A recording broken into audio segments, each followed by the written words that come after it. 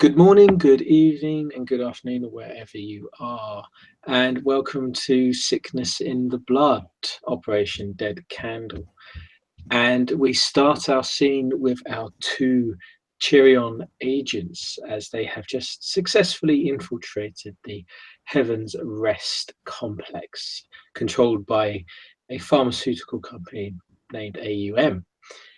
They are currently just residing in their temporary residency, and we will zoom into one character who just happens to see an individual, a thing staring at him from the window outside, on the other side of the window itself. His thoughts and reactions to this figure, this thing staring at him. He looks out the window and he suddenly sees this image looking back at him, and out of character, he has been briefed. Basically, he's heard reputations about this thing, hasn't he? Does he know about this? It's like has he heard about this, like in the grapevine Chirion group? Or I'm trying to remember if we did a roll. Yeah, I think you did a roll earlier, and you do know of. I think you only got the one success, so you know of these things, these alpha level agents, as they're referred to, creatures that are so no longer considered human. Basically, they've been altered to such a degree. That's the only thing you could associate with this thing. Again, you've not seen anything like this. You've only heard the whispers and rumors of the office treadmill. Okay. He's looking out the window and he just sees this image looking back at him, and he kind of, it's a bit like if you do something wrong and you know that you're fucked. Like if you break something and it's that moment afterwards where you're like, oh shit. It's a bit, I suppose the best way to explain it is imagine if like, I don't know, you're in front of a firing squad, you can't get out of it. I don't know, something like that. Was it deer in the headlights, I think? Yeah, kind of thing. So he's just looking, and so he looks and he sees the image of this like blackened kind of like techno ninja looking at him through the glass, and yeah, his heart starts to pump harder, kind of like he's probably constrictures, and like I don't know, it's like he's like freaking out, but then he tries to pull it together, so he's going to try to not look like he's just shat his pants. Okay. looking at this thing. I think like... a roll is needed. So we'll simply say it's a composure and subterfuge. I think that seems to be the best part for this one. Yeah, we'll say subterfuge because you're trying to hide the fact you're shitting your pants. So what's the attribute, or is it just pure? Yeah, it's composure and subterfuge, but you're going to have to minus, let's say, this individual's wits, which is quite high. So we'll say 4 minus 4. This person is very notices things. Okay, so composure and subterfuge minus 4. Oh, I just get 1 dice. You may spend willpower and all that jazz, but no. Okay. No, he's got 7. So he's trying to. So he's looking, and he's a bit like, and his eyes widen, and he's thinking, what do I do? It's like he's thinking, this is a fucking alpha level agent. What do I do? And then he's going, I've got the gun on, I've got the rifle in the bed in the other room. Is it in the same room, or it's like? I think you kept it somewhere. Yeah, you hid it somewhere. I think you put it somewhere to keep it safe, so it's not on you or within reach. Okay, so he's going to look. He's going to look at it, and can he judge any reaction from it? Does he? Can he? I will do. I'll do a roll for it. Actually, this would be its composure. Let's just minus your wits. What's your wit?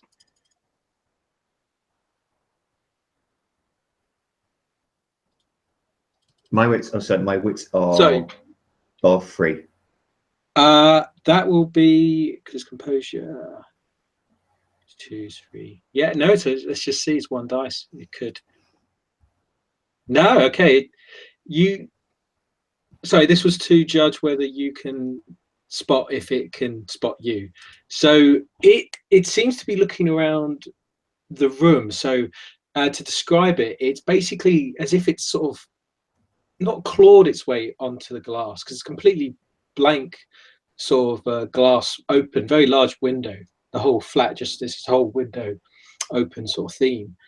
And it seems as if it's just stuck to the glass, and it seems to be kind of hovering its head around as if looking, examining the room itself. But you spot its head suddenly jerk as if its neck just snaps into place, directly staring at you, as if it's noticed something, as if it's aware of something. Again, this thing has this kind of mask, this cloth sort of mask over its face, and it doesn't seem to have a nose. It seems to have a hollow sort of place where its nose should be, and it is as if there is just nothing but a skull underneath this faceplate. You see no breath or no motion or flesh under this kind of mask. Okay. And it's sort of staring at you with these kind of hollow eye sockets. And I think this is where you fail. This is where you kind of you twitch, you lose your composure slightly. So he sees this image, and it's pretty much put on the other pane of glass, kind of looking at him, and he thinks like play it cool, but he just messes up, and it just looks at him suddenly, and then what he's going to do, he's going to just think shit, and he's not going to try and like smash the glass, but he's basically just going to try and in a way kind of like stall it or shock it, and he's just going to do like a punch to its face at the glass, not thinking he's going to hit it, but just maybe I don't know, in the back of his mind maybe it might fall off the window, who knows. So he's going to bang like that, and then he's going to run back to where his assault rifle is, and just so you punch the window and run quickly as fast as you can, and as soon as you grab the gun, and as soon as you assemble, should we say that he's got it under the bed or something? So he pulls out the case, and so he flips it open, and it's kind of like just going back into like muscle memory, filling this thing up really, like trying to put it together really quickly, and like looking back, and then when he does that, he looks back over to the window. It's gone. As if as soon as all you can see are mountains and snow and harsh weather and a dark horizon, and that's it, nothing else. It's after he can't see it, he's then going to just holding the assault rifle, he's just going to go into a defensive stance, and just because he's completely spooked about this now, because he thinks he's seen an alpha level agent there, and he's seen it before, but now he's seen it up close, so he's thinking, oh dear. so and then what he'll do is with his rifle, he'll just kind of like sweep the rooms just out of paranoia, and just see if there's, and so he'll basically just go through and just with the assault rifle, just like check and see if there's anything else weird, or if there's anybody else weird in the apartment complex. No, okay. And I will say, as you're doing that, we will zoom over to our other character, Victoria, who is currently in her room trying to deal with the intensity, the kind of horror of this building, this complex that she's found herself in. It's all wrong. All of this is wrong. This is wrong. This should not be here. This is wrong. Why did I leave my room? I shouldn't have left my room. Fuck, this is why I left my room. This is why he let me out of the room. This is wrong. This is wrong. I shouldn't be here. I shouldn't be here because this is wrong and I'm wrong, and there's two wrongs now, so there's never going to be a right, for fuck's sake. I'm going to activate my ability of perception. First level of tuning. Thank you. Oh, wow. Okay. I'm rolling 60. Oh, well, hold on. So it's a willpower point, I think, and yep. Willpower to activate up. This is something that I was meaning to ask you before. Yep, there's so willpower point and then science and wit. Yeah. So it's just the one dot, so it's a willpower point, just the one, and that's it. So it's a wits and science, I think. wits and science, but and burning the willpower still doesn't give me the +3, so I just got basic wits and science, which is 6 dice. Allow me to roll. That's fine. We'll see how Look many at dice my you roll. get. 1. Just the one. So you Better than a kick to the teeth. Okay, hold on 1 second. I just look this one up. So quick. pretty much what's happening is, yep, go ahead and have a read. Pretty much what Victoria is doing is that she's having this internal overthinking monologue of all this is wrong. I understand this is wrong, but I shouldn't see it because once I see it, then it's realized. Blah blah blah. Internal monologue of a complete panic, overthinking, and then just goes up to the thing, the like zooms in on where the strongest pulse of energy is coming from, and just puts her hands on it, gets as close as she can, and just closes her eyes and tunes into the frequencies of her surroundings. Just and pretty much just a one question in her mind of where did you come from? This is her job, for God's sakes, of where the fuck did you come from, and just tries to read the entire surroundings. Okay. And with one success, I'm going to pass it to you.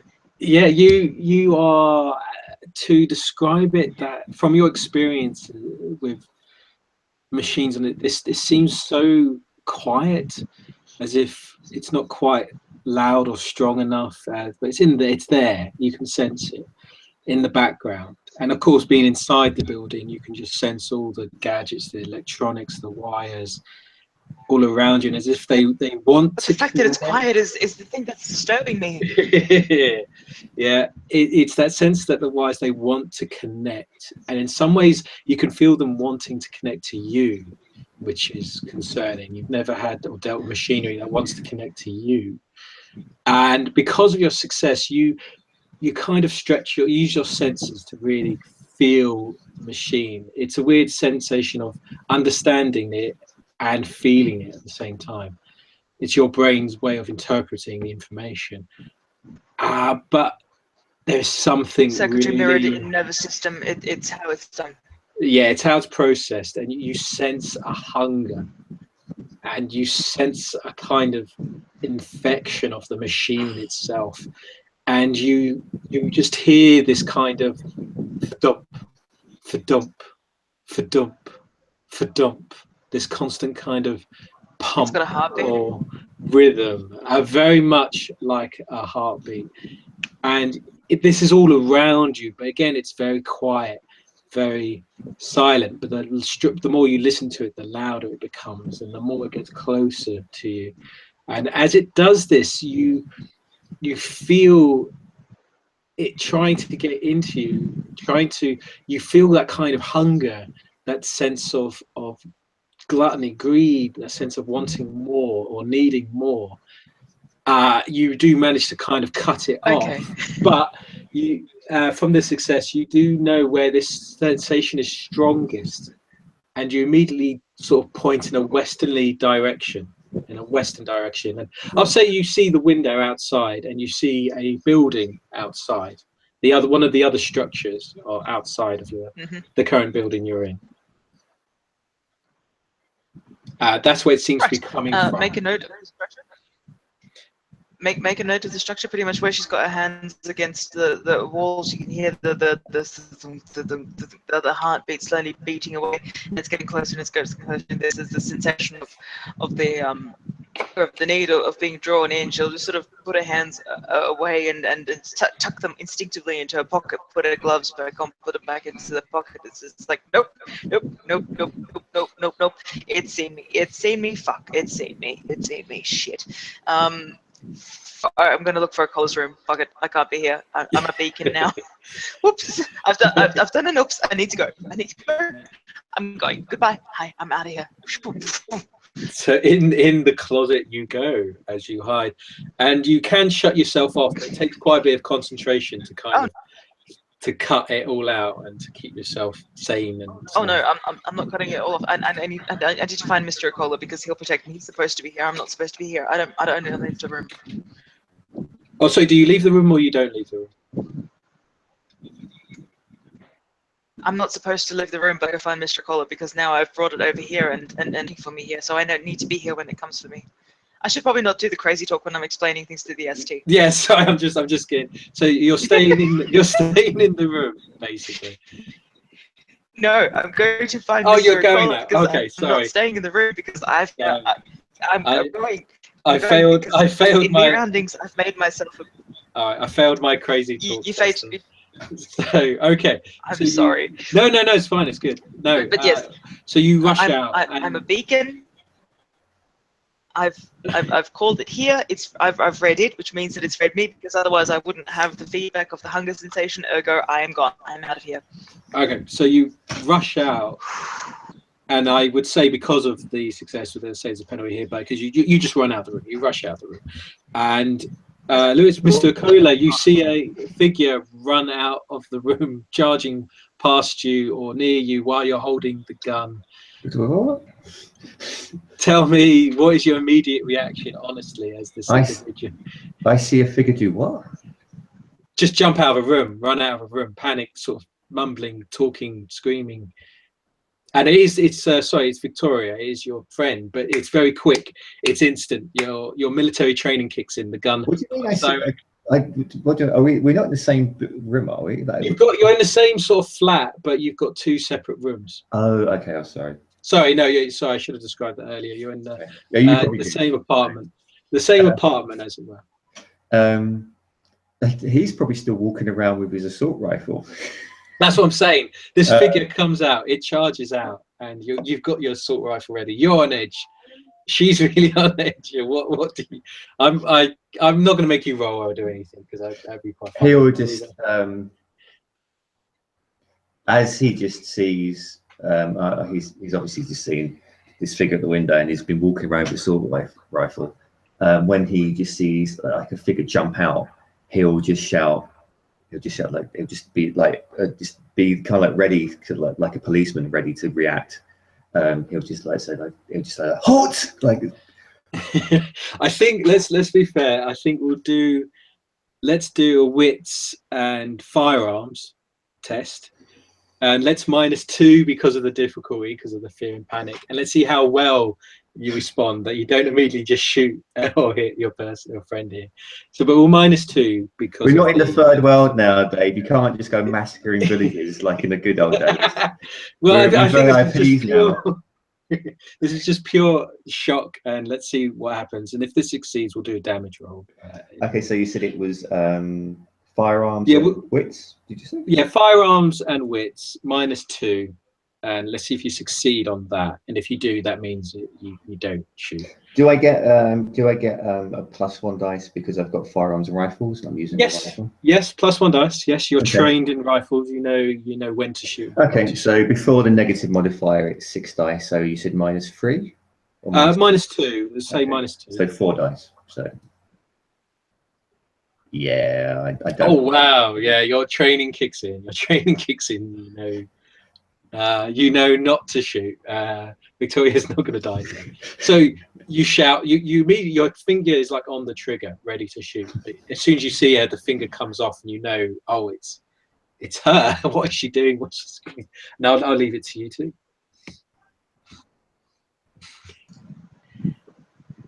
Not to mention that Victoria has enough streetwise and cunning to sort of hit the deck as soon as someone says stop. Oh yeah, we pretty much belly to the floor, hands above the heads, like, yep, I've assumed the position. I know how this works. It's like, and as he sees it, he'll just go, and then he'll walk over to her and just say, "Get up," and then he'll just hold back the rifle and just walk back to where he was hiding it and start to like take it to pieces and put it back in its hidey hole place. You scared the life out of me there. I could have shot you. Victoria's a bit shaky by herself. I mean, there was that sort of facade of cold bitch that initially you spooked. You can see it in her eyes. But again, she'll just sort of take that breath and just, she's still shaking a tiny bit, like there's something that's unnerved her, but she'll just again go, necessary, and look at your gun.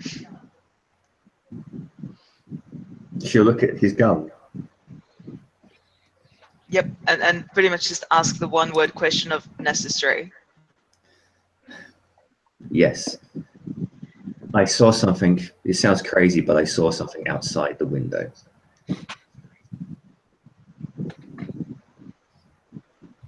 Something. Something. Look, is there any way you can check if we can speak freely in this room?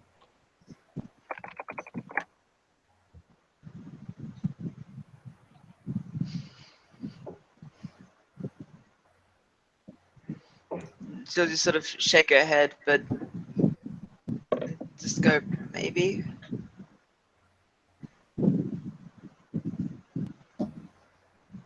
I think we're at a level now where we have to be careful what we say when we say it in case we compromise ourselves.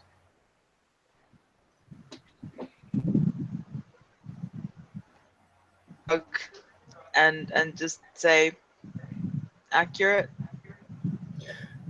Okay, and at that, Akola is going to start to sweep the room for people, for hostiles. Now he's going to see if he can sweep the room for if he can find any kind of like bugs or listing device or anything along the lines of that. And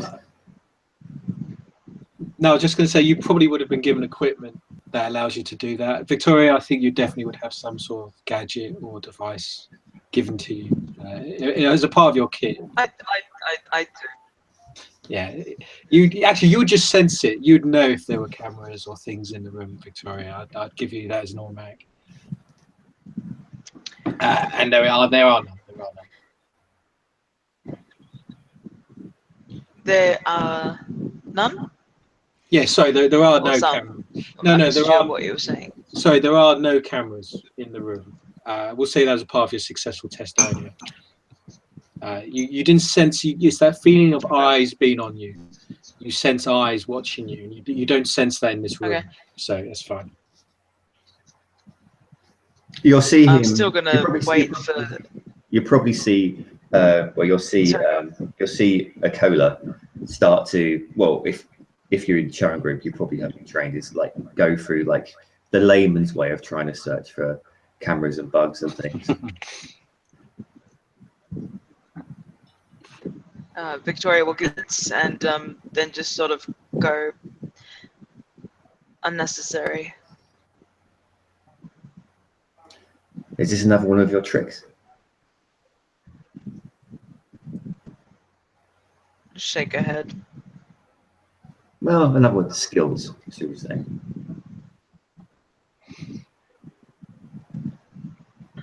She'll just nod. Okay, so we can talk freely here.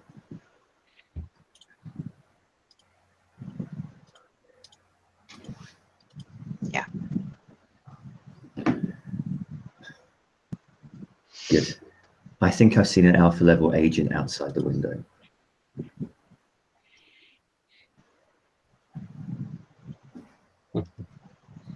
This frightens you? It's unexpected. I don't know very much about them, but I do know that at the very least they should be respected. I've seen it before as well. I saw the figure when we came over on the mounting on the carriage. He was climbing about looking at us when we was being harassed by those damn TV people.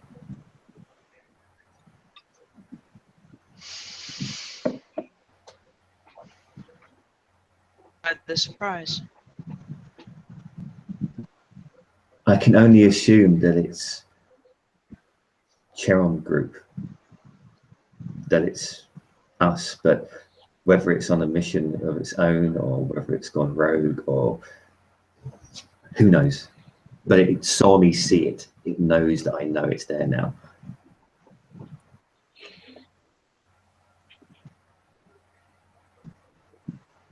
Does this affect our mission? To be honest, I don't have any. I've got no idea if it does or not. This is just a new element. So what do you suggest? We just proceed as normal. but at least we know it's there.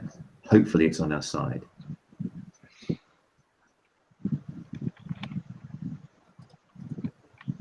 Victoria just shrugs. Goes, proceed. So what did you say?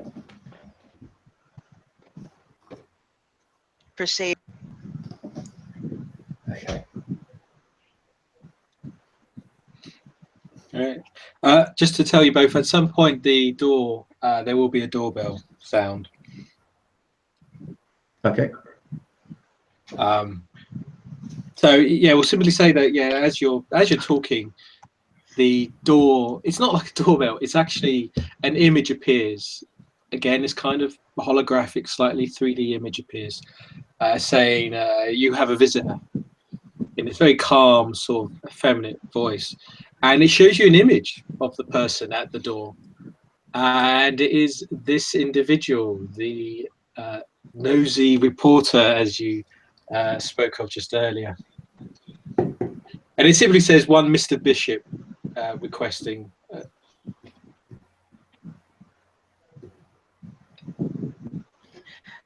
Victoria quickly makes it a quick slide into the toilet, whilst this guy sort of looking at the doorbell, quickly grabs the glass that the tooth is next to the wall and has a listen, and then he's just gone, and is just observing. Okay. Akola will see his very odd work colleague just go bundling off like she bundled into his life about 2 seconds ago, and just go, I'll leave you in there then, shall I? And then he'll go to the door. She'll just say one word: necessary. So as you go to the door, you press a button. It seems to be like open, reject, accept type button. And, yeah. You can speak to him through the door if you wish. The door can open, but let's just simply say that the door opens. And he's standing there. Again, he's wearing this very nice suit, posh tie. He looks somewhat slightly aged. He's quite young, but he does look slightly aged. Slight grey hair, slight sort of wrinkles. And he's sort of smiling, and he looks to you. Mr. Kohler, and he puts his hand out to. Let's make 2 rolls straight away. Okay. Just so we can do this beforehand. If you can give me a wits and empathy roll. Let's just do a flat out wits and empathy. See where that goes. So that'd be 4 dice. Yep. That's 1 success. Okay, just the 1. And if you give me an intelligence, and I won't say what it is, but plus 2 dice. That's 2 successes. Oh, okay. So that's 2. Okay, so just the 1 then. See that? Yeah. So he reaches out his hand, and he sort of looks at you, Mr. Kohler, and sort of, if you shake and accept. Sorry if it's late. I just popped by to apologise for earlier if there was some sort of problems or issues with my camera crew filming you and your colleague. We were just merely trying to get subject matter for our documentary. No, that's fine. I'm sure you're just doing a good job. May I come in? I don't see why not. I'm sure there's still getting used to this place, but I'm sure we can make you at home. Maybe I can make you a coffee or something and come in. I think a whiskey would do fine. He knows there's a drinking cabinet, or there's beverages in your apartment. Okay, well, yeah, fine. We can have it. Yeah. And he'll walk, and so Kohler will just beckon him in, shut the door, and then just look around and see what he thinks is a liquor cabinet, and go up to it and just. Yeah. Let's say, sorry, this apartment you have, it's got everything. It's a pure luxury apartment house. It has a bar, it has a kitchen, dining area, bathroom, jacuzzi, everything you could want or wish for. It has, basically. It's the equivalent of a massive apartment, basically. So he will lean over to the bar as you get him a drink or whatever's on offer, and of course all the whiskies and spirits of like the finest quality, top class. And Okay. he looks to you and he looks at the room as well, and he just simply goes, "Wow, this is a lot better than our accommodation. I'll say that much." Oh, really? What are you in? Are you in business class? I suppose. What? No, they've given us some of the lower level accommodation, mainly for the staff, I think. I think these apartments are mainly for the clientele, as it were. No. We're keeping an eye and list out. It seems to be quite lots of wealthy individuals here. Some of the head of major corporations. It does, doesn't it? What kind of whiskey do you like? I've not noticed these ones before. Oh, Becking over to the cabinet. he points over. He's quite relaxed and chilled, and he sort of points over to the 20-year-old Ardbeg, and he just goes, "I'll have a large one of those, please." Okay, fine. It's like I'm used to seeing these things in duty free and never having the money to buy them. Yeah, Anyway. it's like a £600 Scotch. You know, it's one of those. It's just there, completely brand new and everything. Yeah, of course, he doesn't drink it immediately. He sniffs it and leaves it for a bit. And he looks to you again. He goes, "So I do hope you think I'm being sincere here.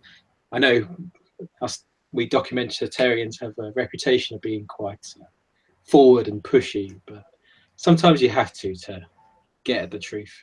Well, I appreciate your apology, but you did notice that you were trying to keep us in your shop all the time when we was in the little carriage.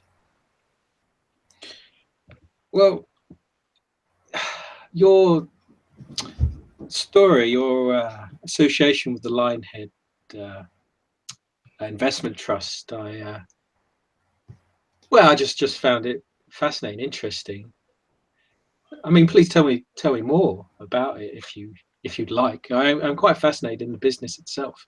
How many years have you been working there? As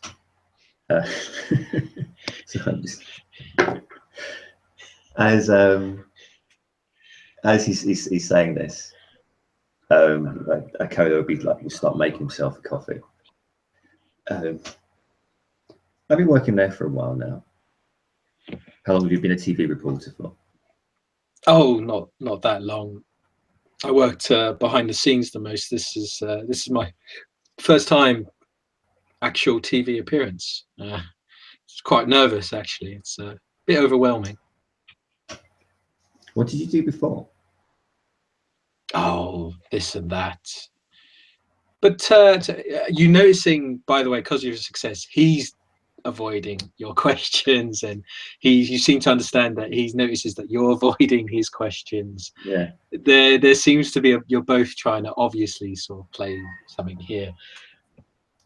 Sorry, guys. Sorry, guys. The phone's ringing. I need to be back in a second. We will zoom over to our Victoria as she is hiding in the kitchen, I would assume, with the door closed, perhaps, or listening in with a glass. In the toilet. Oh, in the toilet. Sorry. So you're listening to this conversation. Classy, as always.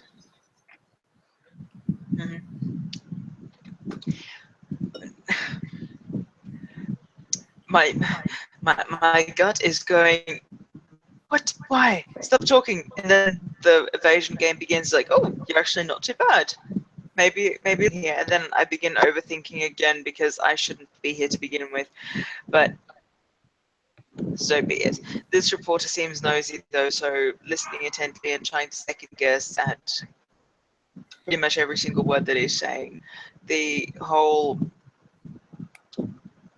evasion thing, fair enough, it's what a reporter does, but normally they also build rapport to some degree, not evade as much as this guy is doing. This guy is trained and he's onto something, he's after something that Akola doesn't give it to him one way or the other. And the fact that she's been on film already, it's like, nope. The world shouldn't know about me. Fuck this. How do I get this guy? Maybe I should get this guy. Yeah, maybe I should get this guy. I must, if you maybe I should get this guy and his entire crew. if you, because of your role, For the safety of humankind. because of your role earlier, you still got. You can roll again for something if you wish, but if you fail, it will be a critical failure. Fuck it, let's roll the dice. Okay, yeah, it's just I'll give you the option. It'll be a bit hard, but if you succeed, something will happen. But if you fail, it will be a critical failure because it's quite a risk and you're exposing yourself again. That's fine. So let us say it is. That's fine. Because you're in the bathroom, you're listening in, and there's something about this guy. There's something. Now he's on his own. You notice something. So let's roll a. I'm going to say resolve because it's about you trying to hold yourself together while doing this. So we'll say resolve and empathy. But we'll minus 2. We'll minus 2 to the dice roll.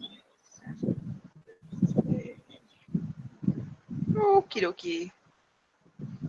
Where's me empathy? Oh, I have a specialization in body language, which I can't see, so there's no point. So resolve and empathy minus what? Sorry. I think I could allow that because of no. Actually, I won't. No, you're right. You need to see it. So yeah. Sorry. Carry on. Yeah, I need to see the body language. I can hear the tone for all intents and purposes, but it's not going to do any good without seeing, you know, as an eye dripping, other fingers fidgeting. Okay, so how many am I minusing? Sorry, I 2. Minus 2. Minus 2. Right. In the words of the great Caesar, let's roll the dice. Fail, critical fail. Okay, we will deal with that. Make a note, 1 critical failure there. We'll deal with that in a second. I will take over you for a moment. And we'll head back to Lewis. That's okay. What evil nonsense did the mad woman do when I was on the phone? It's just something happened to her while on the toilet. It's a good place it's a good place to be when this happens, so it's all right. You literally, sorry. The guy is talking to you and he's saying about, I've done this and that. And he's playing the evasion game, as it were, and he looks to you for a brief moment and he sort of folds his arms and he goes, "Look, I'll be honest here. I don't quite believe you. I've looked into your background and it's a bit too perfect, as it were. Now, I don't know what your interest is with this place, but I think you could help me with something and I can keep myself quiet." Okay. And as Akola will like drink his coffee, put it down, and he'll walk over to him. This is starting to sound like a bad James Bond film. You do know that. He sort of looks around you. And he sort of looks at the apartment and the buildings. And he goes, "This looks like something out of a James Bond film." And as he says that, Akola is going to try and grab him by the throat. Oh, okay. Very interesting. Right. Yes, he's turned around. And let's do a brawl. And I think it's brawl and strength, basically, to grab someone. I won't minus his defense because he's not looking as you do this. So we'll say brawl and strength.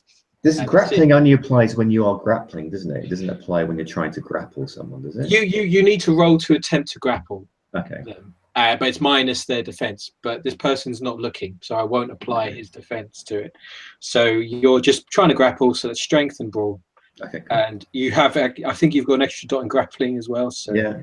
Yeah, but I think you could do an automatic if you wanted. I think I'll do an automatic. It's basically what he's going to do is he's just basically going to like grab him by the throat in a fast motion. Okay, yeah, you grab him and he instantly kind of tries to grapple with you, but you've done it perfectly. You've got it right in the windpipe, and the more he struggles, the tighter the grip gets, and he kind of stops off after a while trying to speak. But what do you say? What do you do? What Akola will basically just tighten his grip on his throat, so he basically makes him buckle So this guy, he'll do it until the guy and lower him down. So this guy's essentially on his knees, and so Cola's towering over him, holding his throat and looking down at him with his head up. And then he'll take the pressure off just a little bit, so he can actually breathe easier and actually can speak. Okay. Yeah, after a while, it just goes, what the hell are you doing? Oh. Who are you? And how can we help each other? I think let's just do ourselves both a favor. Just let me go before something bad happens. Who are you? And then he'll just squeeze the throat tighter again for a little bit. Look, I'm just trying to save them. I'm just trying to save them. Save who? And then he'll basically choke him for a bit so he can't breathe for a few seconds, and then he'll let him breathe. He kind of reaches into his pocket, but he puts his hands up. If he's doing it as in like, I'm not trying to grab anything dangerous, and he gets some pictures out, and they're pictures of kids. They're pictures of like children, like sort of school pictures or like childhood school pictures or family photos. He goes, just save them. Cola he'll get the photos, and he'll be looking at the photos while still holding this guy by the throat. How many photos are there? There's about 10 to 20. It's quite a few. He seems to have them in his pocket. Who are these children? Missing. Families. They're looking into it. It leads to AUM. It all leads to AUM. They're here somewhere. And are you working for these families? I just want to. I just want to get a good documentary. I just want a big scoop. That's it. Okay, so you're just doing this. You're not a bleeding heart. You are doing this for you. Yeah. You can tell he's lying here because of your success earlier. You can tell that he's bullshitting slightly there, but. And he detects a slight element of bullshit, and then he'll just squeeze his throat again, just so he can't breathe again for a few seconds, and then let go, and then just like loosening it again. I don't believe you. Are you associated with one of these children in some way? A daughter, a son, a sister, a brother, a nephew, a niece? It's my daughter. My daughter. Okay. She's here somewhere. She's here. I know it. And how did you mislay your daughter? That seems to be a very silly thing to do. Why don't you just fuck off? Let go. And with that, he'll basically do some waterboarding on you, and basically just like squeeze your throat so you can't breathe for a bit longer. You could actually grab the scotch and pour that like on his face. No, that would be overkill. I'm not. Overkill. Okay. So yeah, you're squeezing away, and he's kind of struggling. And I wait till he goes purple, and then I just let him breathe again. He sort of stops, and as he is struggling, and because his arms are moving up and wailing around a little bit more, you notice something. And again, this is something very, very. You've seen this before, and I don't know how you're going to react, but you see markings on his upper wrist that seem to be hidden by the suit. And actually, as you're kind of throttling him, you see sort of markings along his back, sort of just below his collar. And they are, you've seen them before, they're runes. They're like magic wards, they're sort of magical symbols. And you've seen them before on your many operations and hunts with a particular group or class of individuals. Ooh. Do I just know this? Is it part of my specific? It's a part occult? because of your specific occult, and you rolled it earlier. And yes, you got the success. So you do notice these symbols. Again, you don't know exactly what they mean. You don't know the details of them, but you recognize them. You know them when you see them. When he sees these markings, he'll just have a strange grin will just go across his face as he suddenly realized he's just one of these kind of like past targets, or really the people he's been trained to kind of take out, have just walked into his apartment complex. And so he'll just his eyes will widen, and he'll have this big wolfish grin, and he'll kneel down to the guy on iron. So he'll kneel down as well, so he's holding his so holding his throat, and they're basically on eye level. He goes, "Which one are you? Are you a warlock, a sorcerer, or a mage?" Okay, the guy's a bit freaked as you say that, and just sort of he narrows his eyes, and he feels as if earlier he was trying to hide it, but now he comes across a bit more serious, a bit more sort of sudden, and he's just like, "Oh, so you're not who you say you are, hey?" Well, it seems like we're both very different creatures to what we pretend to be. But you want to save this child. It's like I said earlier, I don't care who you are or what you work for. I just think we could help each other out here. That's all. Just let go of the throat. And I promise I don't want to bring you any harm. I swear by the under earth. I've seen what you people can do. You promise you're not going to try anything. I could have done it earlier if I wanted to. But let's just say I don't want to raise any flags up in this place. Fine. And with that, he'll just like let go of the throat and then just stand up and go back to make himself another coffee. As you get up, he kind of strains his tie, puts his collar upright, and sorts his suit out. And he sort of, again, he doesn't get close to you this time. He keeps his distance, but he kind of leans in to grab the scotch at least, but then sort of moves slightly aside. He just simply says, "Look, there's a part of this facility. It's called the Blue Wing. It's their research place. We can't get in, but you can. It's a part of your tour, I think. I just need you to simply plant something there. There must be a wing, an area where they're keeping patients or something. I just need to plant something there, and that's it." What do you want me to plant there? He kind of ruffles into his sort of side pocket, and he just places a cube down onto the bar. And again, it's this black cube with these strange ruins and markings on it. And what exactly is this? Let's just not worry about the details, but it's our way in. This place has got quite a few defenses, both natural and supernatural.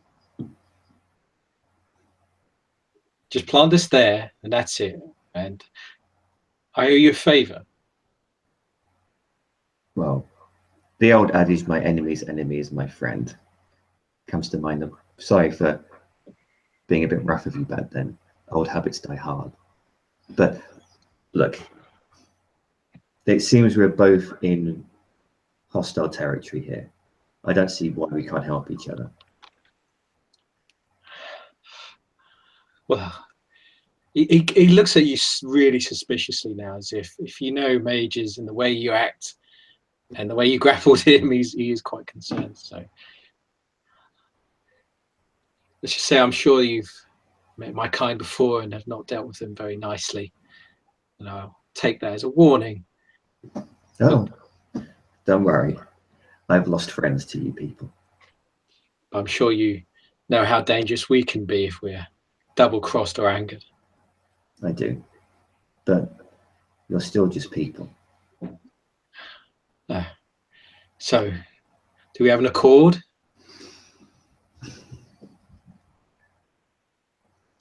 What will this do if I'm going to compromise myself and actually put this thing into some other part of this building? I can't risk that. If you get caught with it, captured, they could find out about it. And let's just simply say this could lead them back to us. Okay, so what would I do if I did get caught with this on my person? How should I act? Just simply say it's a trinket, a toy, a plaything. They won't know what it is. And how will this get you in? Magic. He waves his hand as he says that. Fine. I can only assume it's something like out of Star Trek. Does it beam you in? Yeah, something like that. And you said you're interested in one child. What about the others? We're going to be taking all the children there. Look, you don't need to concern yourself about them. Just find out where they are. Place the cube nearby or near them. We will do the rest. Nearby or near them? Do you really think they're going to show us these children when we're on this tour? Look, you don't realize this company is in huge debts. Huge debts. They'll do anything to get you on board.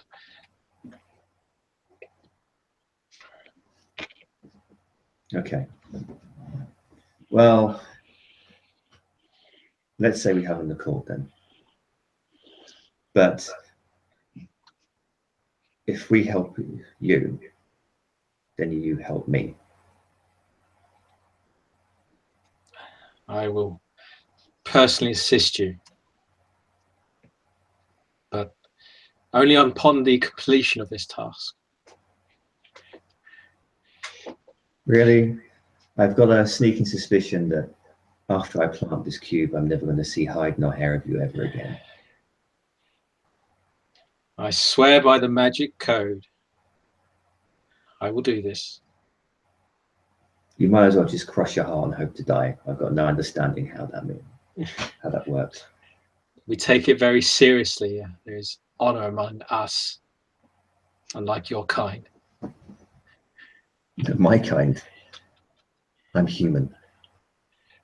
I'm not so sure about that. He looks you up and down in a sort of strange way, but he smiles slightly. And at that, because Okoye will look at him back quite quizzically, because what do you see? It's not about And what. this now this guy will probably look now that Okoye is actually probably looking quite quizzically back at him, because as far as Okoye knows, he hasn't got anything different about him. He's just. Oh, I know. The guy again. Well, you kind of. It was as if, because you only got the one success, you didn't quite know certain things, but he sort of, he's a bit puzzled, as if like you can't believe something happened. But let's just simply say that you're not. Well, there are many strange things in the world, and we can't name them all, I guess. Look, that is not my concern. My concern is the task I'm giving you. Okoye is actually looking quite worried at this point, because he's part of the Cheron group and he knows what they do to people. And as far as he's concerned at the moment, he's just normal. He's not been gutted or anything horrible's happened to him. So he will just take a deep breath. Look, okay. I will help you with your cube. I will help you with your children. But then afterwards, you tell me in as much detail as you can what you see that is different with me, and then we have our accord.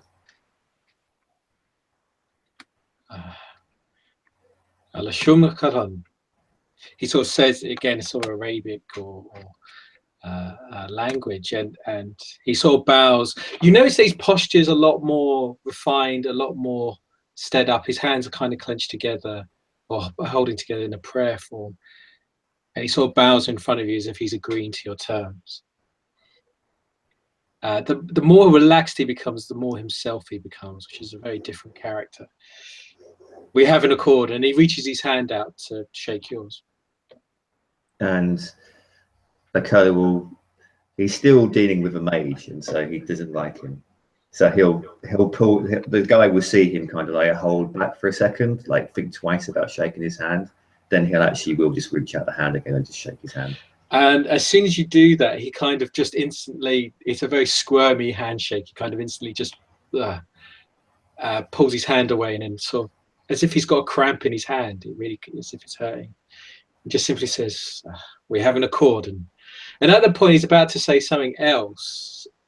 And at this point, a crazed individual runs out of the bathroom screaming, Oh, I don't know if Blue, is she there? No, I don't think she's there. Wandered Oh off.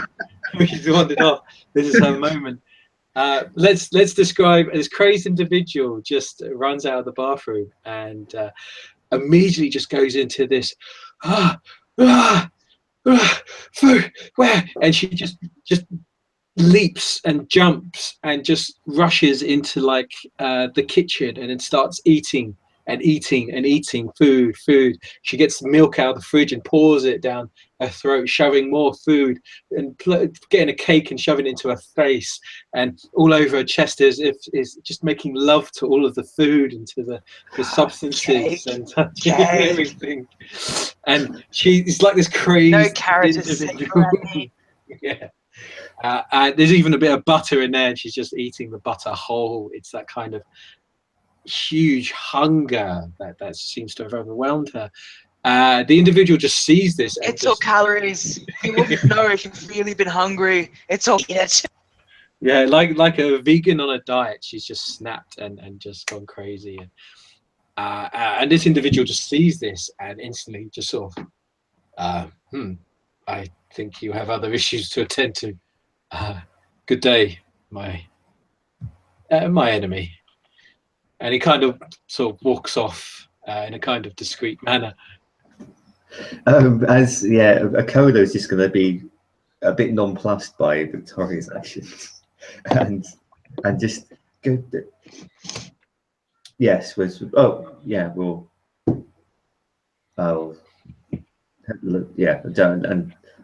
walk you out, and then he'll just follow this gentleman out, and he will close the door behind him when he leaves.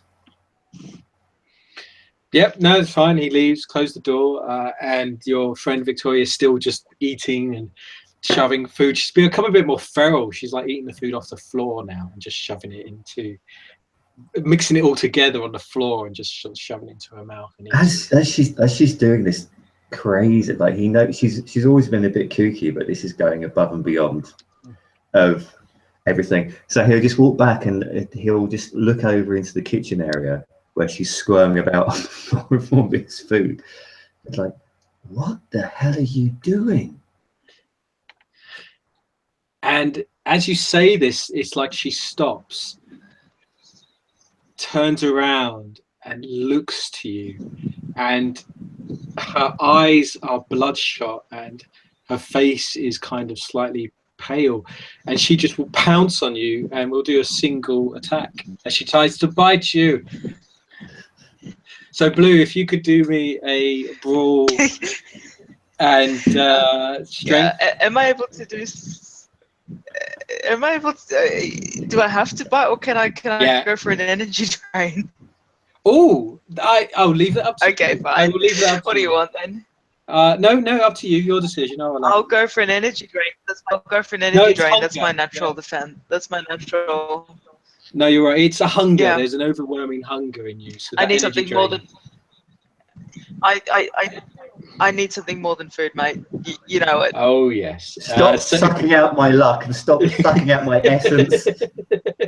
So you will pound. Oh, hang on. Can I do both? Oh, fuck you. Shit, I can do both. We'll describe it that as you bite him, you then drain his energy or life force. We'll make it all one thing. So. Oh, great! There's 3 horrible things happening to me now. You're just wrapping them up. No, we'll just simply it'll be role play more than anything. So we'll just simply do the willpower drain. I'm trying to remember how that is. PCs may drain willpower. It's a strength plus brawl plus your tuning level. Strength. That's right. So that is strength, brawl 3, tuning 3, so 6 dice. And that's versus Lewis's stamina plus resolve. But Lewis, you double your resolve because of your natural abilities. Oh, so I've got 9 dice then. But wow. I'll steal his willpower because I'm touching him. Oh, I know. No, you have to succeed in a roll to drain it because their will could keep together. And Lewis is normally I'd say you'd get a bonus, but Lewis is quite resistant to these things. So I'm using Thief of Fortune as well. You may do that as well, yes, if you wish. So that's so you still okay. Actually, wait. Okay, so Blue, if you could I'm roll me sorry. strength. If you could roll me strength, roll plus tuning, and I'm assuming you want to spend a willpower Yes. point +3 and then plus an extra, is it 2 from Thief of Fate? Yeah. So right, so that's +5 from spending a willpower point. And then Lewis, you roll That's 11 stamina. dice. So that's 11 dice. Lewis, you roll stamina, resolve, plus Correct. plus you double your resolve. Okay, so so that's 9. I've still got 9 dice. But Lewis, if you fail this, it's a critical Okay. because she's stolen your fate or luck. So Blue, if you could roll me 11 dice, and Lewis, if you roll me 9 dice. Ooh. Oh You no. know my fucking. 3, 2. Oh, So you do it. 3. You do. You steal. Lewis, you didn't fail, so it's not critical. okay. But yes, you describe away, Blue, as you pounce and drain. Yeah. Sorry, there's just too much. It's all too fucking much. There's so much that from the moment that she reached out towards the energy of this place, where the circuitry and nerves were entwined and inbound, and then there was the thrumming heartbeat and the need of everything else. Jesus Christ, it's almost replicating, but now she's just listening in, but by the same token, the nerves are coming in as well. There's just this inbound flight or fight panic, and unfortunately, the fight appears to have won out, but where the fight doesn't mean I want to destroy you, but more I want to devour you because that makes me stronger. So she's gone to the first human source, and that is the fridge, the food. But then that's not enough. That's not enough at all. And it's only a bloody miracle that your guest was out of the room, because he was on the fucking menu too. But unfortunately, you're the last thing in the room. The last thing in the room that has any semblance of life within it. That's what she craves. She needs life. She needs life, not for the psychor of vitae or blood or anything like that. She just wants your fucking energy. And in a way, that the biting you, there's more than just a need for sustenance. It's a need for what I suppose would be called ki or chi. It's the life energy that is within your own very essence, your own blood. It's she wants you, mate, but not in the way that you know it. But this is the way to do it. She's very happy. Probably the happiest you've seen her. So to describe this, Lewis, you feel drained. You feel your heart racing. It's really racing quite heavily. Where is the banality worm? Is it in my head or around my heart? It's in your. Well, it's in your heart. It's in your heart. Okay, cool. Okay, so he turns around and sees his partner from the jail group just going crazy. He's like, "What the hell are you doing?" And then she just pounces on him, and so he just sees this crazed Victoria covered in cake and the mess from the fridge, and he's like nonplussed. And then all of a sudden she's on top of him and she's biting him, and then he feels like almost like a constricting of his heart, where obviously the banality worm starts to like try and fight off this horrible kind of supernatural power that's happening to him, but it fails. So his heart suddenly feels constricted, and then then not only when after that happens, and all of a sudden he feels where is she chomping into him?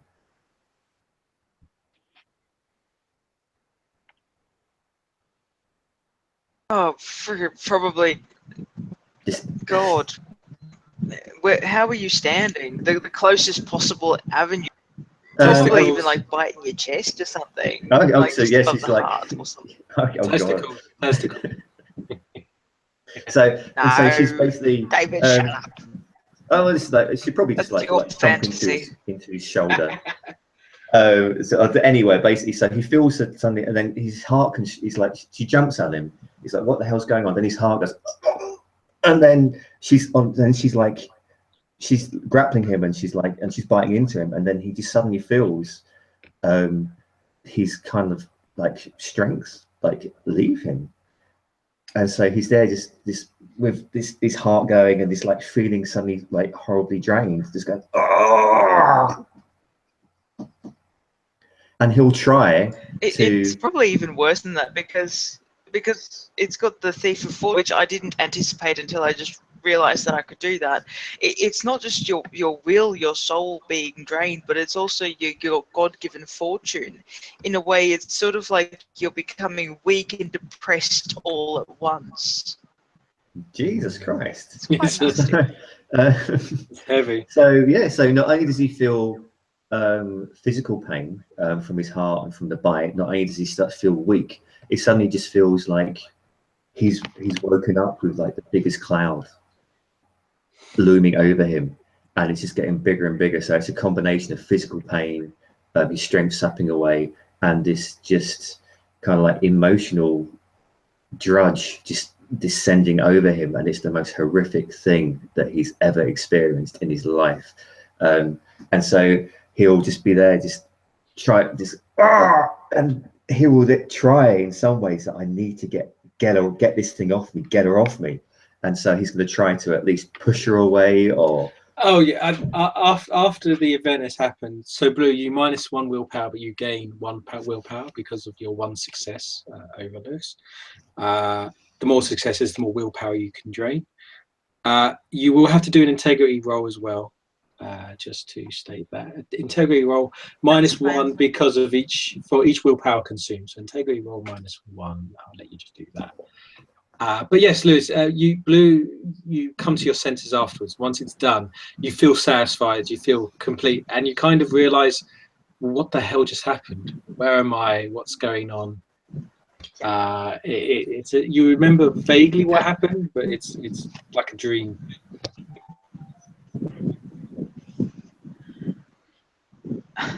I'm going to say this isn't the first time this has happened to Victoria, being locked away in Jerian's basement for a while, and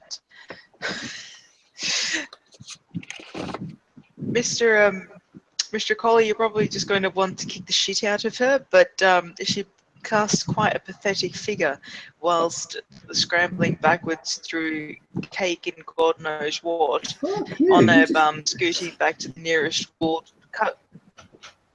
Yeah, and pretty much just trying to cover herself with a hair corner, going, "This is why they don't let me out. This is why they don't want to let me out. This is why they don't let me out." This while she's doing that, Akola is he's just trying to get as far away. He's just like, he's probably still quite weak, and so he's on the floor, and he's just kicking himself away as if like someone who's just been beating up, trying to get away from the person that's like looming over them and hurting them. And he'll scramble back to where he's hidden his assault rifle, and he'll take it out, and he will just piece it together in kind of like record company like drill squad time, and he'll just get up and just with a face that looks like thunder, he will just walk over to her, like just pointing the gun, and but now he's kind of like keeping his distance, and he'll just stand and just pointing the gun. And at this moment, is this why she's just there basically saying, "This is why they don't let me out, this is why they don't let me out," and just mumbling to herself? Pretty much. Just in a corner, like her knees are all tucked up, and she's like this, and you can terrified of what she's just done, but she's just hanging on to herself, going, "This is why they don't let me out. This is why they don't let me out." What the fuck did you do to me? You've done this before as well. Just cringes into herself. Just goes, I'm sorry. I don't mean to. I never mean to. I don't know why they let me out. What the fuck are you? They shouldn't have let me out. What the fuck are you? What are you? What did you do to me? Pull yourself together and start talking. Aren't we all? But what did... Pull yourself together and start talking in single words like you always do. Single words. What did you do to me? Drained. Why did you do that to me? Needed it.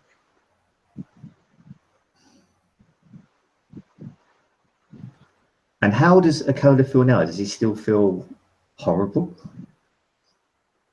You feel like you've just been out all night partying. It's that feeling of just complete, you need to rest, you need to sleep. Yeah, just really, drained, basically. Hungover is another word. Look, never do that to me again. Or if I get the chance, I will fucking kill you. I promise you that. Could do worse. Sure, I could, but I'd rather just end you so you start sucking, so you stop sucking whatever you're sucking out of me. Jesus. And he'll just put his hand over to underneath his shoulder where she's kind of like just chomped into him. And he'll just kind of like collapse on the floor as well because he's still feeling quite drained, but he's still a safe distance away. So he's got one hand over his chest where she's chomped into him. He's also holding his rifle, but more so as a kind of cosh. So in case she runs at him again, he can pistol whip her in the face. How often do you have to do this? Is this going to be a thing? Depends. Why did it happen just now? Did that Depends. Did that mage trigger you off?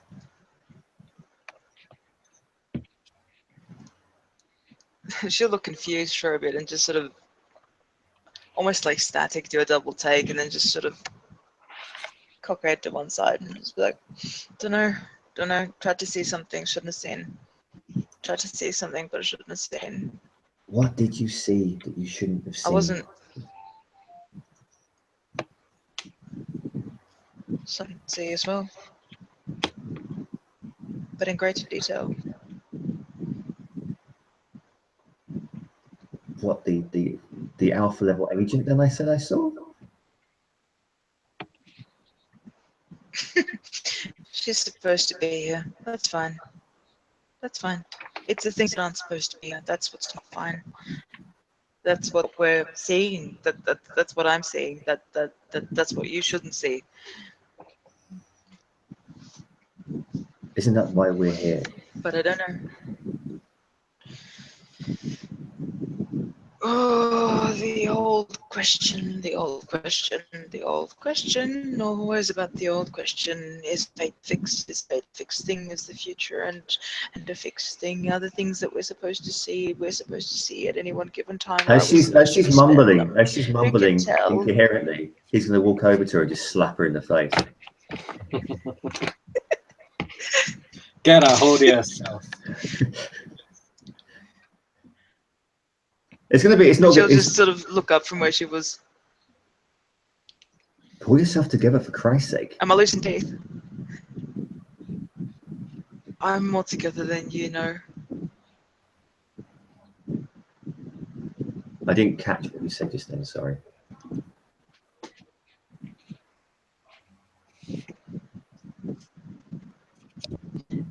You don't need to apologize to me. I'm. Shh. Not even here. What the fuck? And he's just going to. He's now going to go to the whiskey cabinet and just pour himself a whiskey. Listen. You go to the whiskey cabinet. You'll hear a voice actually for quietly going Hibiki 29.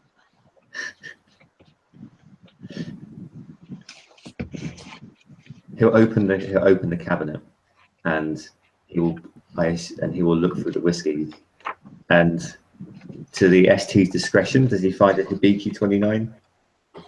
Oh yeah, it's all there. Yeah. And then he'll pour out 2 large shots of whiskey, and then he'll walk back over to his vampire freak robot horrible draining colleague and just and hand her a glass.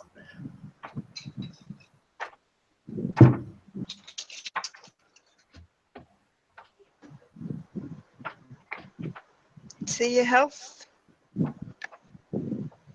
Look, is this going to happen again while we're here?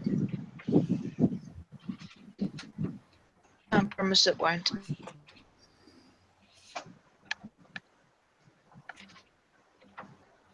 If it does, do we need to find someone for you?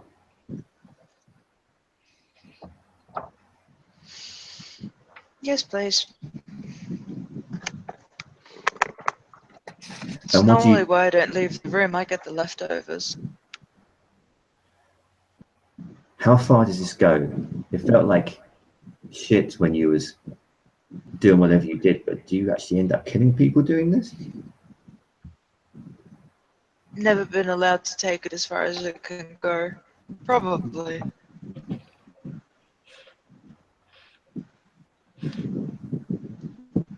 Okay.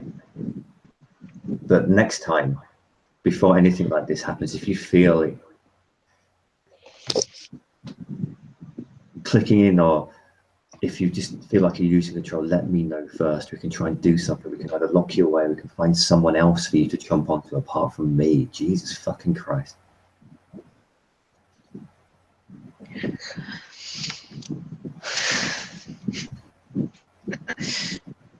I'll give you the secret code word. And what's the secret code word? I don't know when it happens.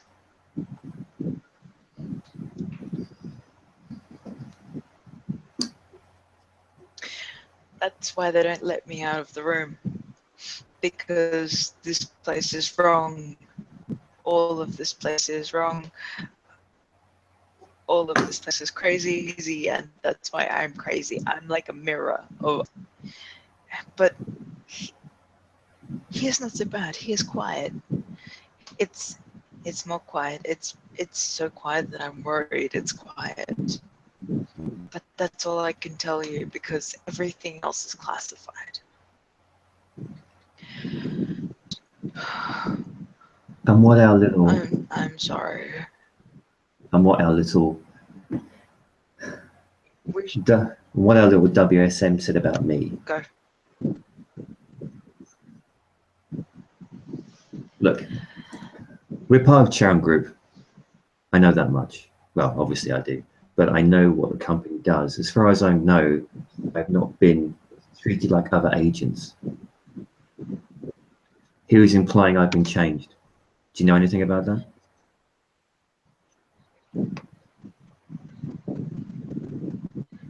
Even if I did, I would not have enough clearance to tell you.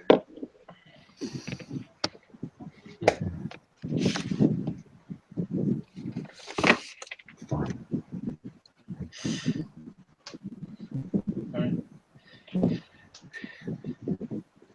But We you're should saying head west. west. Why west? Because west is where the pulse is.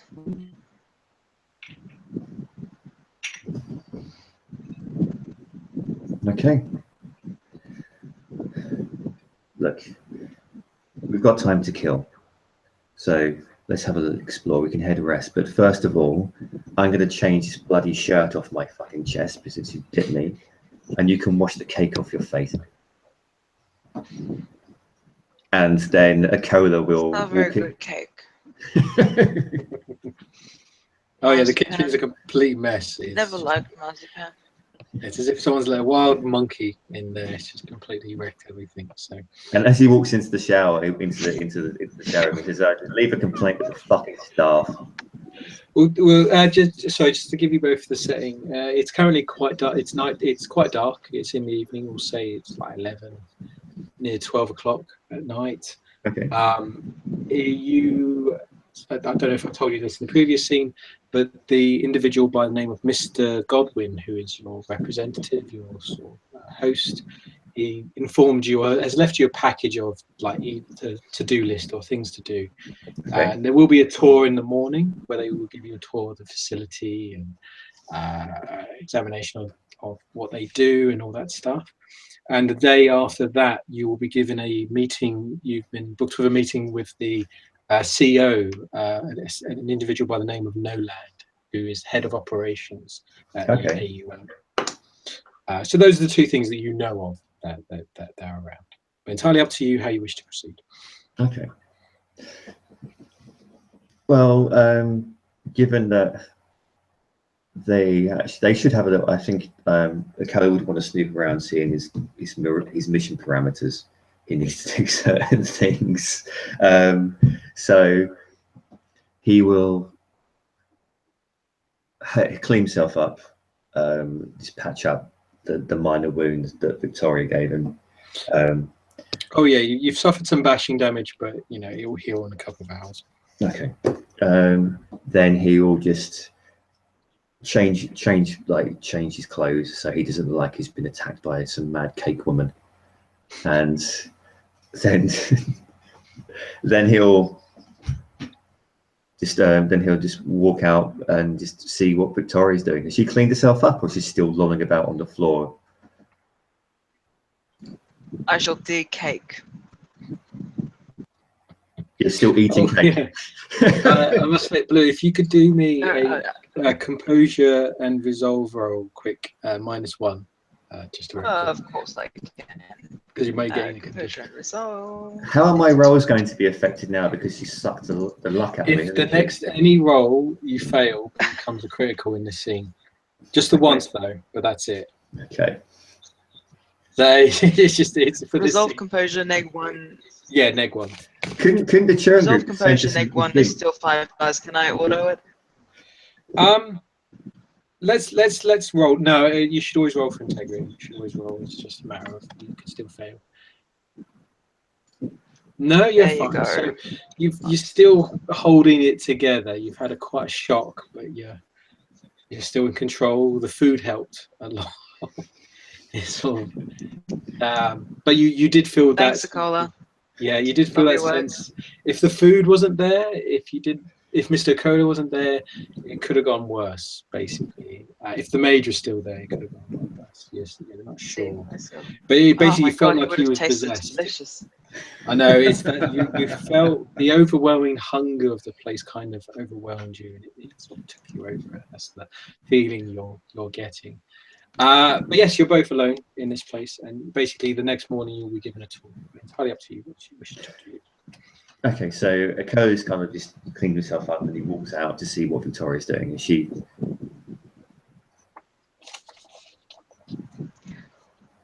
You're pretty much fine. Like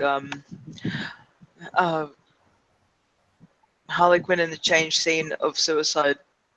Then like to be down to her bra, and niggas just sponging off and getting ready to dress again. Not giving a shit really. Oh, she's just wandering about the apartment. So.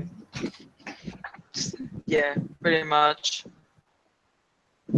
He'll just come out and just see her walking about. It's just a body, mate. It's like, come on, we've got to move. It's like, look, you say we could just get some clothes on and we can head west. You say that's where we can just have a look around before we go on this official tour tomorrow. Have a little recce of the place. Oh. Tomorrow, not now. We look around now, but then we go on the official tour tomorrow morning. Let's just look. Go west. Go west. I really want to sing this song, but life is peaceful there. There's open air. But that's right. Victoria will quickly duck next door, grab her suitcase, come more part of the duplex thing to get dressed. It's kind of like she doesn't feel safe over there, and it's probably the quickest you've seen her move ever. She pretty much goes doorway. Get dressed. He goes, okay. Okay, cool. And sorry, Dave, with the equipment that I had, I had a knife as well, didn't I? You have a knife. Your suit or clothing can carry secretly a size. Did I say size 2? We'll say a size 2 object. Okay. Secretly, and there'll be penalties to try and search you. Your gun is a size 2, I think.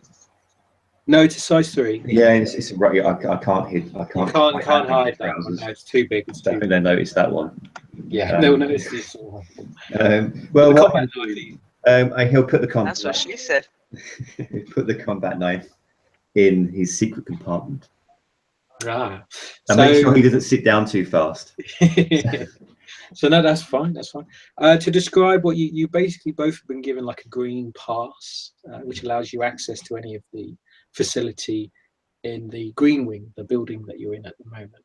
But beyond that, it seems it's all color coordinated. There seems to be lines drawn around the place that guide you. There's like green wing facilities, red wing facilities, blue wing facilities. It's all kind of guides on the road and paths. And they direct you around the building and towards the other facilities, buildings in the complex. Before they actually leave, Cola will just turn around to Victoria. Is there any way, just a little question for you, is there any way that you could find out where, or help me find out where the water supply is?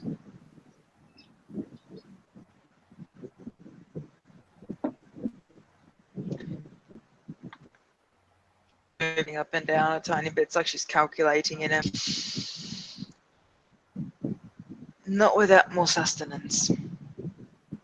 More sustenance. And she looks at you like you know exactly what that means. She'll look at where she beat you. Do you have to bite me? Not you personally.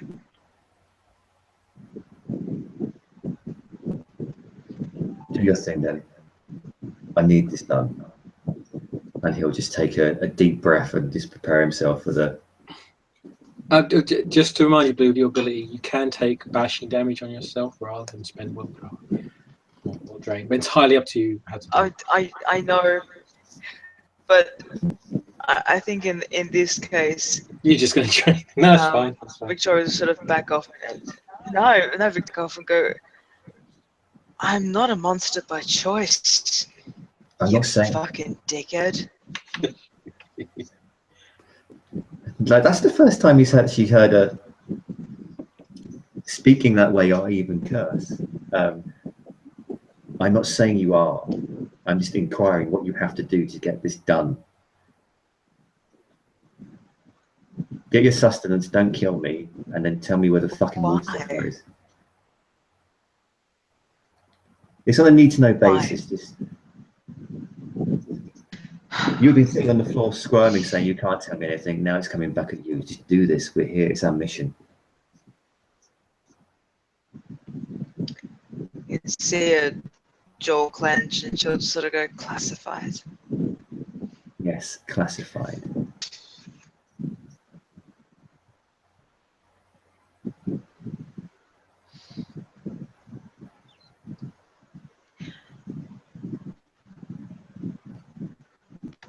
Can't promise it'll work. Well, just try. We've been sent here for a reason.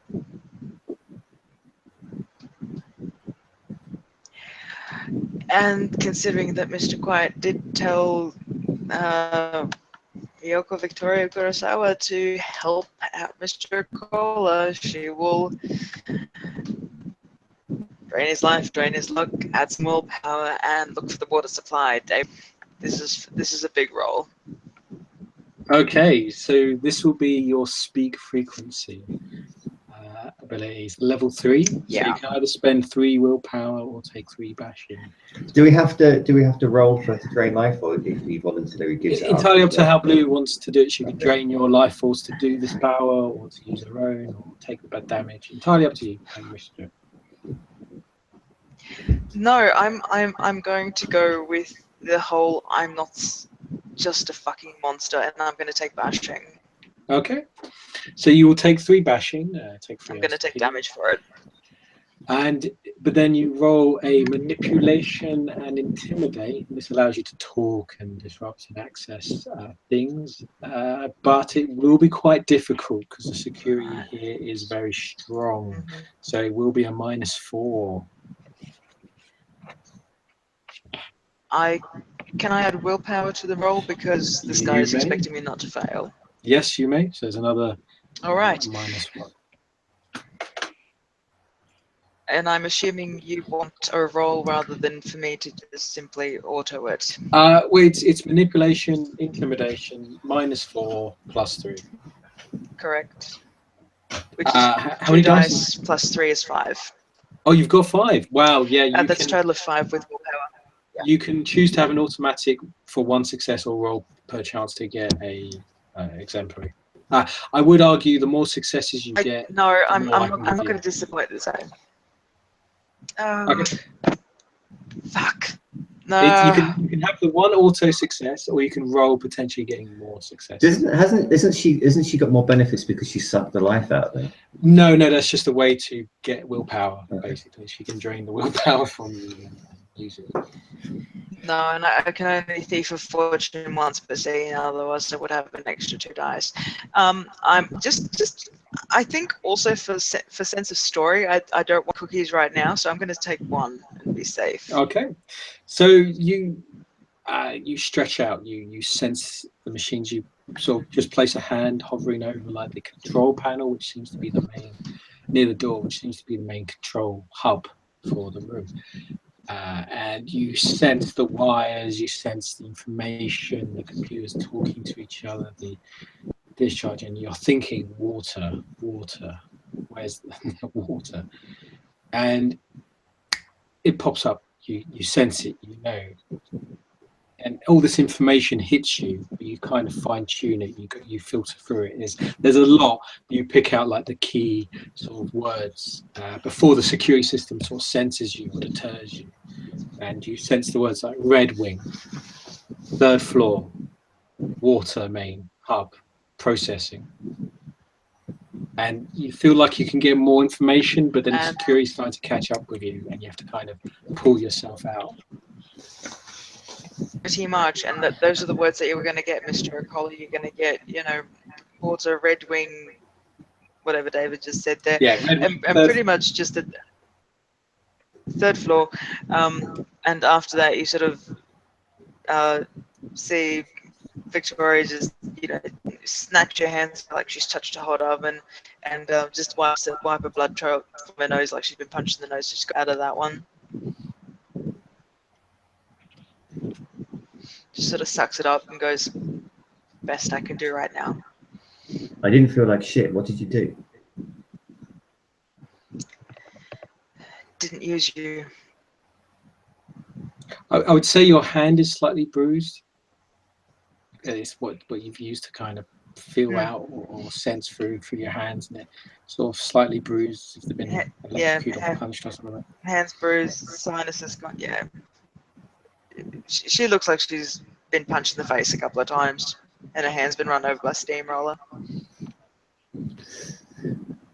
Akola will just look down and look. Let me look at you. I used to be a medic in the army, and he'll just glance. Don't touch me. Fine, and then he'll just look at her face and her hand. Well,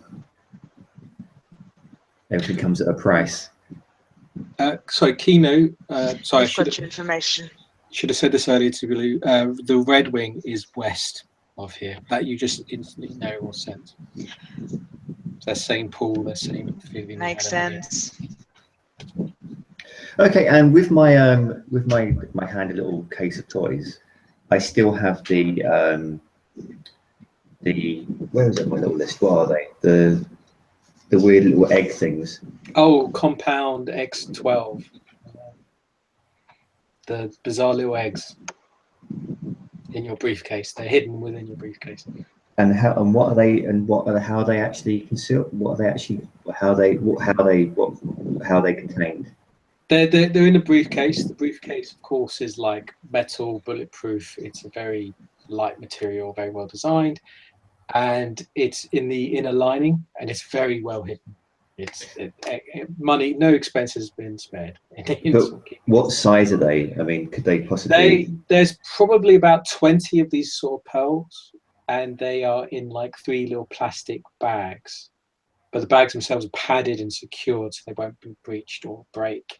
But you have warnings like, do not use this briefcase in violent situations. Be careful handling. Do not hit Do people not- on the head with this Yeah, briefcase. it gives you all these kind of warnings, like if these things are damaged or the eggs are ruptured outside of water, it's run, basically. Kind of gives you all these health warnings in the description data about what they are. And yeah, they're frequent. They're about the 3 packets the size of a fist. We'll say. Okay, so we'd say that. Hidden. Yeah, we'll say for simple sake, these packets are size. They are size 2 object. These packets, they're size 2 object. Okay, size 2. Altogether. So that could fit in my nice little In my secret hot pocket, couldn't it? They could, but I must stress warning that you don't get the extra padding and protection if you do put them in there. Okay, but they are still concealed, aren't they? They are still concealed. Yes, they are still concealed. It's just a matter of they're concealed and protected in the briefcase, and in your jacket they're concealed. Okay. What Okello's going to do, he's going to go over. He's just going to, after Victoria's kind of backed away and said, "Don't touch me," he's just going to say, "Fine," and then he's going to go over to his briefcase. He's going to, if Victoria's looking at him, she'll suddenly see him pull out a knife from nowhere, and then open up the case, put the knife in the case, and then he will open up the case at the lining, and he will take out these odd-looking packets of these. They're kind of like blue circles, aren't they? Yeah, they're like very small blue pearls, and it does seem like there's something in them, a black blob, as it were.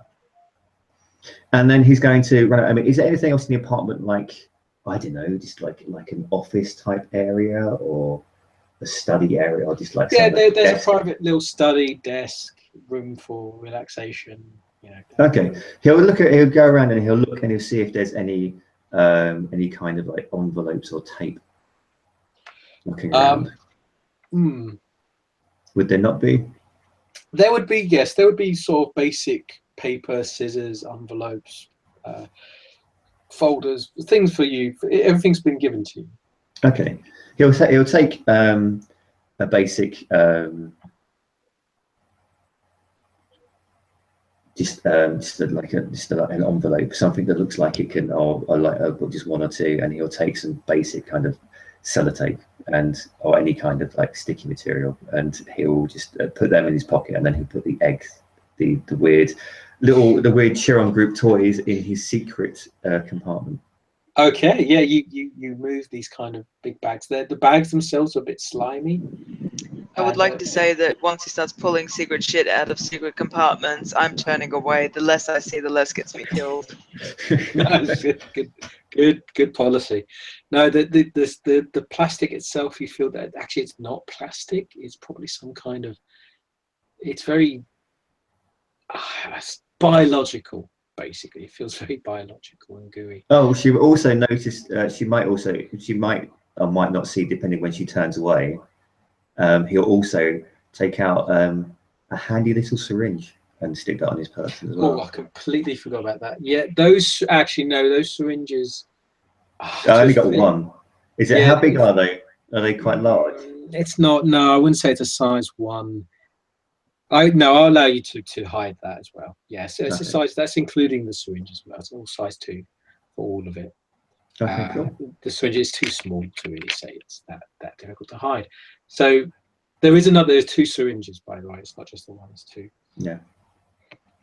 So then what he's going to do? He's going to then get himself sorted and then go back over to Victoria and say, "Come on, let's go west. Let's see if we can find this Red Wing 3rd floor."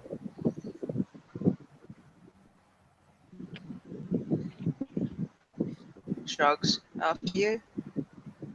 Fine, let's go. And he'll open the door and walk out into the complex. Okay, as you leave the complex, a message does display on the console that most of the facility is still closed, but there are still major attractions and things are still open 24/7 for guests and and staff. It gives you a list of like the garden, the swimming pool, the entertainment complex, the fitness center, blah blah blah. But as you exit, you can see the lines that direct you into the different directions. And there is a green line, there's a red line, and a blue line. Mhm. And they say red wing, blue wing, and green wing. So obviously you follow the red line, I'm assuming, to try Yeah. to. And does it still look very kind of corporate hospitality, or does it Oh start getting a bit? yes. You walk. You walk across your floor, you find like an elevator that guys, it's very open plan. There's a lot of open windows that show you the outside. There's lots of lights, and again there's still that feeling that it's a very odd shaped building. It's very natural, very minimalistic, and a sense of nature about it. And as you explore, you do see some staff and some security that, of course, are on 24/7. They sort of wonder. Every one of them greet you, nod, smile, ask if there's any assistance they can give. But if you do continue to proceed to the Red Wing, you will find a door. Okay. And it seems to be a door that leads outside this building via a tunnel that connects to another floor to the other building. Which is the Red Wing building. And as you approach it, there is a security door, there is a security guard standing there. Again, smiles and greets and everything. So how do you proceed? Ooh. There's. He'll just go up to the security guard. Actually, back out of character for a second. Yep. Going back to so it's been a while since the first.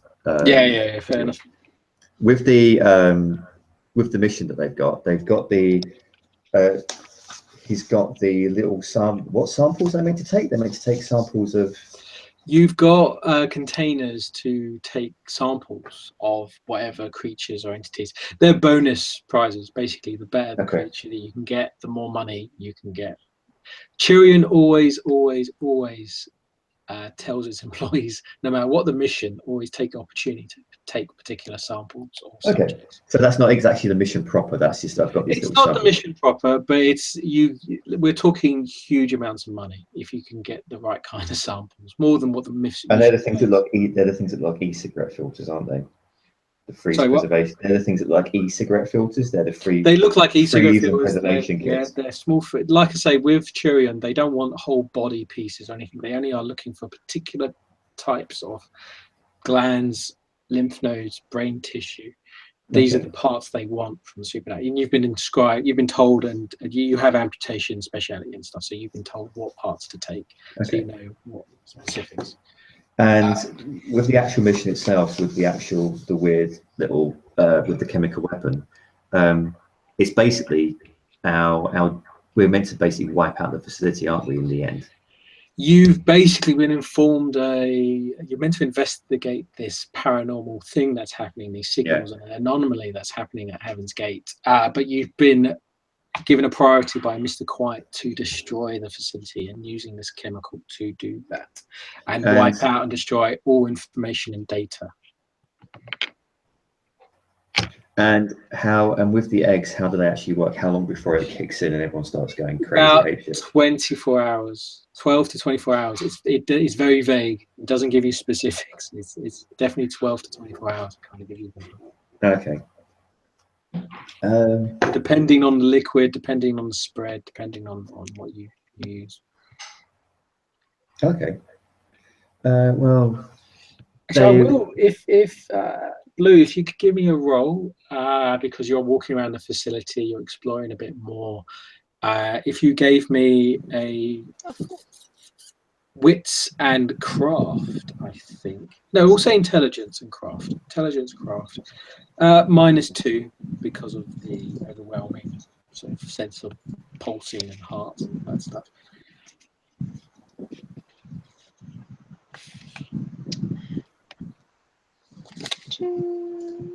-2, was it? Yeah, -2. Single success.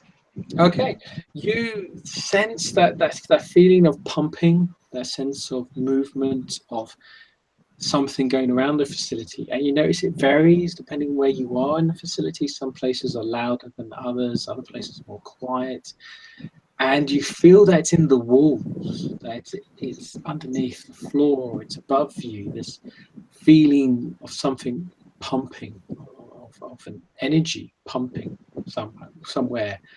It's inside the building, definitely, but it's a lot stronger in the Red Wing. Red Wing, which is west, which is where I need to. Okay. My personal mission has just become stay alive long enough to tell Mr. Quiet about this so that he can nuke it from outer space. Because he's magic like that. You probably could think it from orbit, actually.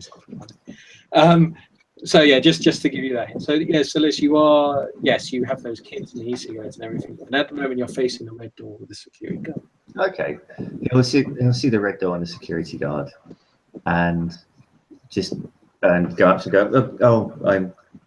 If the guy kind of says hello, go, oh, I'm sorry, we're just here we're here with Lion Head Investment Trust, and we're just walking and looking around the facility before we have the official tour tomorrow. He's very large, very rough-looking individual, but he's quite polite, quite calm, and he simply smiles and just goes, "Oh, that's very good, sir. We've been told to expect you and to give you every courtesy. So I hope you're enjoying your stay and enjoying the Green Wing facility." Yeah, I mean, it's very good. I mean, we're just walking around, just having around, kind of look around the place. I mean, I assume this is are we allowed past this door here? I assume if it's a locked door and you're guarding it, it must be quite important. Oh no, I'm sorry, sir. This is the Red Wing facility. This is where the main power generators and the processing plant and storage of the facility. It's off limits to guests, I'm afraid. Oh well, no, it wouldn't be. I'm sure it's a very important part of the infrastructure of the building, but I doubt it's something that we need to see. I would have thought you would be more interested in the Blue Ring, the research facility, and the Green Wing itself, where it houses the clientele and guests. It's only the staff and us rough boys in the Red Wing, I'm afraid. Well, if Lionhead Investment are going to put money into this, then we're interested in every part of the place. But thank you for your information. I don't want to put you into any trouble, but have a great night. And then he'll just walk away from the door. Yeah, he'll simply say, "Thank you, sir," and tops his hat off to you, and then allows you to walk on. But you do notice, you do notice there that it's a door, there's a security camera, there's a guard. It's a secure little area. Yeah, you'll need a bit of to get past it. And as they're walking away, when they're he will just lead back to. What else is there? Is there some kind of bar or something around? Oh yeah. There's a 24-hour bar. You actually see one or two guests in like robes that seem to be walking around. Robes. It's very casual. Some of them wearing pajamas and robes. It's getting a bit late now, and say it's 1-ish something now, and they seem to be chilling out. There's someone playing on the piano. There's a fountain kind of echoing in the background. It's like it's pure relaxation. Every need of the clientele is met, no matter what hour, what time. Well, this is nice. Come on, let's get a nightcap before we go back to bed. And Akoya will just lead Victoria to the 24-hour bar. I will describe as you go to the bar, it seems there's a massive kind of railing around a circle that kind of looks underground, like there's a big hole in the floor. It's underground. There's kind of light from above that shines down below. And you'll both see this as it's right near the bar, that there's this huge like green garden that's just underneath the floor itself. And there's lush trees and sounds of animals and birds that seems to be coming from this hole. And it's as if you're observing in this hole. It's like a deliberate method of calming people or clients and patients. There's a real sense of warmth and tropics coming from the hole itself. This is kind of like Akoya's still on guard, but this seems to be quite a nice little atmosphere going on here. And he'll look down the hole and look over to Victoria. This must be very different from what you're used to. I need to make a composure roll. I've been stuck in that cellar too long. Yeah, we'll say minus 2 for you, Blue, for that. If you want to. Let me roll it again then. Oh yeah, we'll say minus 2 because this is a bit of a key thing for you. So I'd make it a pose. It's worse. Let's just call it the 2 that I initially rolled. Yeah. Fuck it. Yeah. Okay. That I hold it together. But pretty much Victoria just comes and leans her arms on the railing next to, just puts her hand on her chin and on her arms, and then just goes, "Pretty.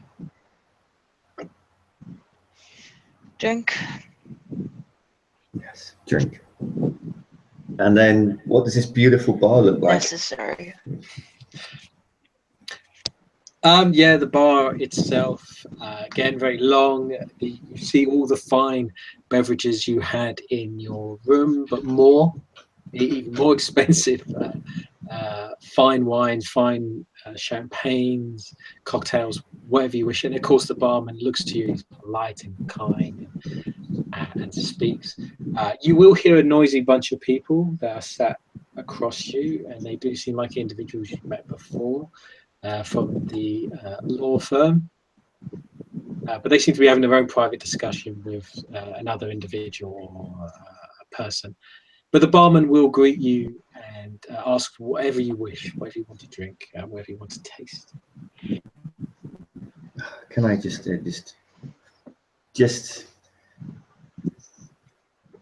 the best beer you have on tap, or whatever? Very well, sir. You kind of pause in. I hope you do enjoy our tropical garden that we have on display there. Your friend seems very interested. No, it's beautiful. Yes, it's one of the first things they tested and grown in the Green Wing. Completely filtered or biodomed, I believe is a word. I'm not a scientist myself, but completely artificially grown. Oh, well, they seem to be good at what they do here. I mean, is it nice working here? The hours are long, but he's very good. It does get quite lonely staying up here in the mountains, but they say it's all part of the healing process. Yeah, well, mountains can be very good. But, thank you for the beer. It was good, and Carrie will like nod towards Victoria and just say, "Beer." Wine. Wine for my colleague, please. Of course, sir. Again, he just easily opens the fridge, flips the bottle, starts pouring it, and gives you a glass. It's a very experienced bartender. He seems to know exactly what he's doing. And he already pours the wine. Of course, it's the perfect wine for her taste. He has an ability where he just knows what kind of wine or beverages people want. Is it like bartender sense 5? Yeah, bartender sense 5. He's the best of the best, as it were. So he gives you it's a damn good selection. And then after Akola gets his beer and Victoria gets a wine, Akola will thank you very much to the barman, and then he'll walk down, but he'll sit down like close enough to the group that are there at the bar, just so they can kind of like not too close, but they're close enough so they can actually hear a little bit about what's going on. While okay. Okay. Conclusion. Let's just do a roll now, and we'll simply say You're playing with fire, homie. which one of you wish. I'm assuming Lewis, you're the one that's going to try and listen in. Right? Well, no, it's basically if they sit close enough, it's like sit close. So no, it's about whether they can notice you. So we'll simply say, depending on how much information you gather, so we'll simply say a composure and socialize roll, I think, and let's just see how many successes you get. Okay. So it's not going to be a huge dice pool. Here we go. Bang. Oh, 110. You could get another success. Bang. 2. Okay, so you get a bit more information. So you sit there, you kind of drink in the atmosphere, and it is relaxing. And you didn't even realize there is music playing, but it's such lovely, soft music. You don't even notice it. It's just in the background. And as you sit there and you're enjoying the ambience, you listen in very quietly, very subtly to the conversation behind you and near you. And you don't need to listen that hard. They're quite loud. They're quite sherry-offy. They're very sort of typical lawyer, corporate financial types, boys playing with their toys type mentality. And they speak quite loudly. And they seem to be laughing and joking. And you hear them discussing about the trouble AUM is in. That, yeah, they're in completely debts in a way. They've expanded far too fast and spent far too much. But they also add all the lawsuits against them that they're currently defending. Oh, did you hear about the Jessica trial? And they seem to be talking about families that are suing the company or attempting to sue the company over sort of grounds of humanitarian rights, misdemeanors, malpractice. They seem to be using other words and lots of other legal jargon, which you can just about understand. But it just seems like AUM is in a bit of trouble, and there is a lot of seems to be investigations about them that they say they can easily defend against, or at least block for years and years and years. Oh, so they're actually they're AUM's actual law firm. It sounds like they are AUM's law firm. Okay, and so while this is all going on, Okola will just enjoy his beer and try and make small talk with this crazy woman that's lived all her life in a room that speaks in single words. And then after they finish the beer, he will just like nod to Victoria. Come on, let's go back to the apartment. You'll put the wine glass down. She's had maybe 2 sips, if that, and then just sort of take the corner of a hoodie over her hand and just wipe the rim of the glass and wipe her fingerprints off it, and then go back to the room. Okay, little miss careful, and then yeah, they'll go back to the room. When they get back into the room,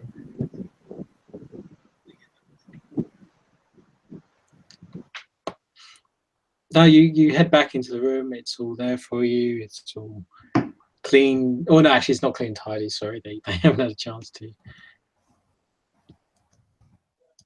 Okay, but yeah, you will simply say you head back to the apartment.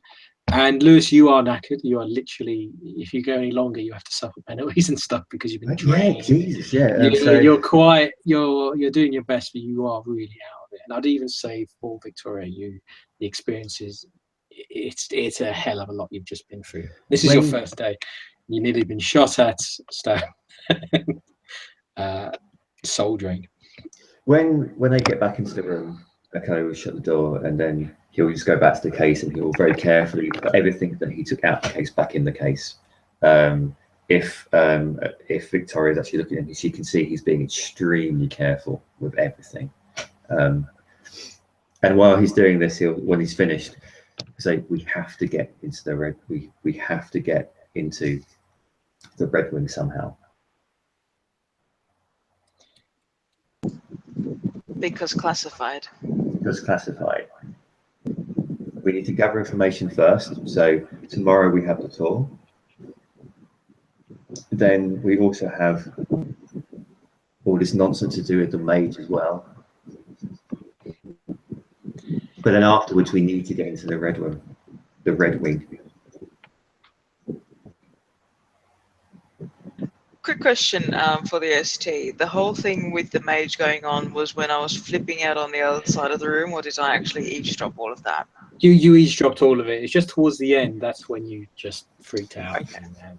And it's the mixture of the mage, it's the mixture of the environment, and it just brought on hunger to you. And it overwhelmed you.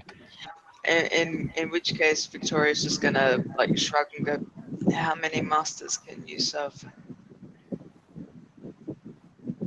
One. But this isn't another master. This is just someone that can help us with what we have to do. It's best we don't have too many people on our backs. Have you seen the cube? See, suck. Yeah, she doesn't see shit.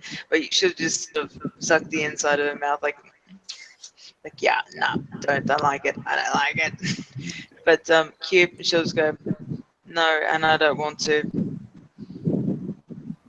You don't want to. Look, you seem to be quite good with whatever you do. Why don't you just look? Here you That's go. why I don't want to. He'll walk over and he'll pick up the cube, and he'll just walk over to her holding this cube. This is your job. If you can get anything out of this, get something out of this.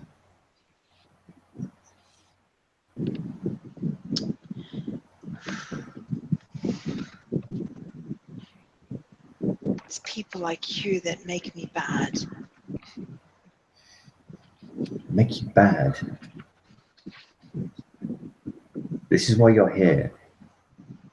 Make you give me the thing. You'll hand over the cube. You said it was. How big was it again, Dave? Oh, smaller than your palm. Okay. It's a very tiny, tiny cube. But there is a kind of a warmth to it.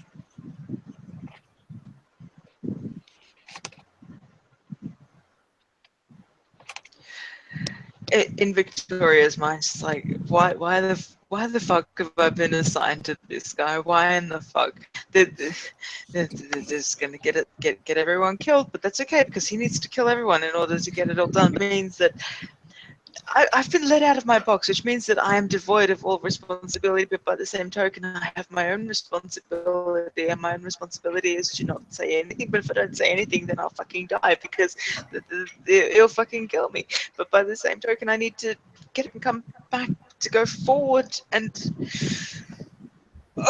brain breaking. It's too much for a human mind to bear. So she'll just sort of grab the cube. Yeah, sorry, carry on. The only thing that sort of resounds is like, Mr. Quiet told me to do this, which means that he bears responsibility. He knows what he's doing. God damn, he knows what he's doing. Please fuck, let me know what he's doing. All right, let's have a read of the cube, and I'll take damage instead of willpower because I'm gonna need it. Oh, okay. So And I you've can always always suffered heal. 3, so this would be another bashing damage. It's a total of 4. And it is a cube, so this is the Wits and Science roll. Let's say minus Any 2. minuses?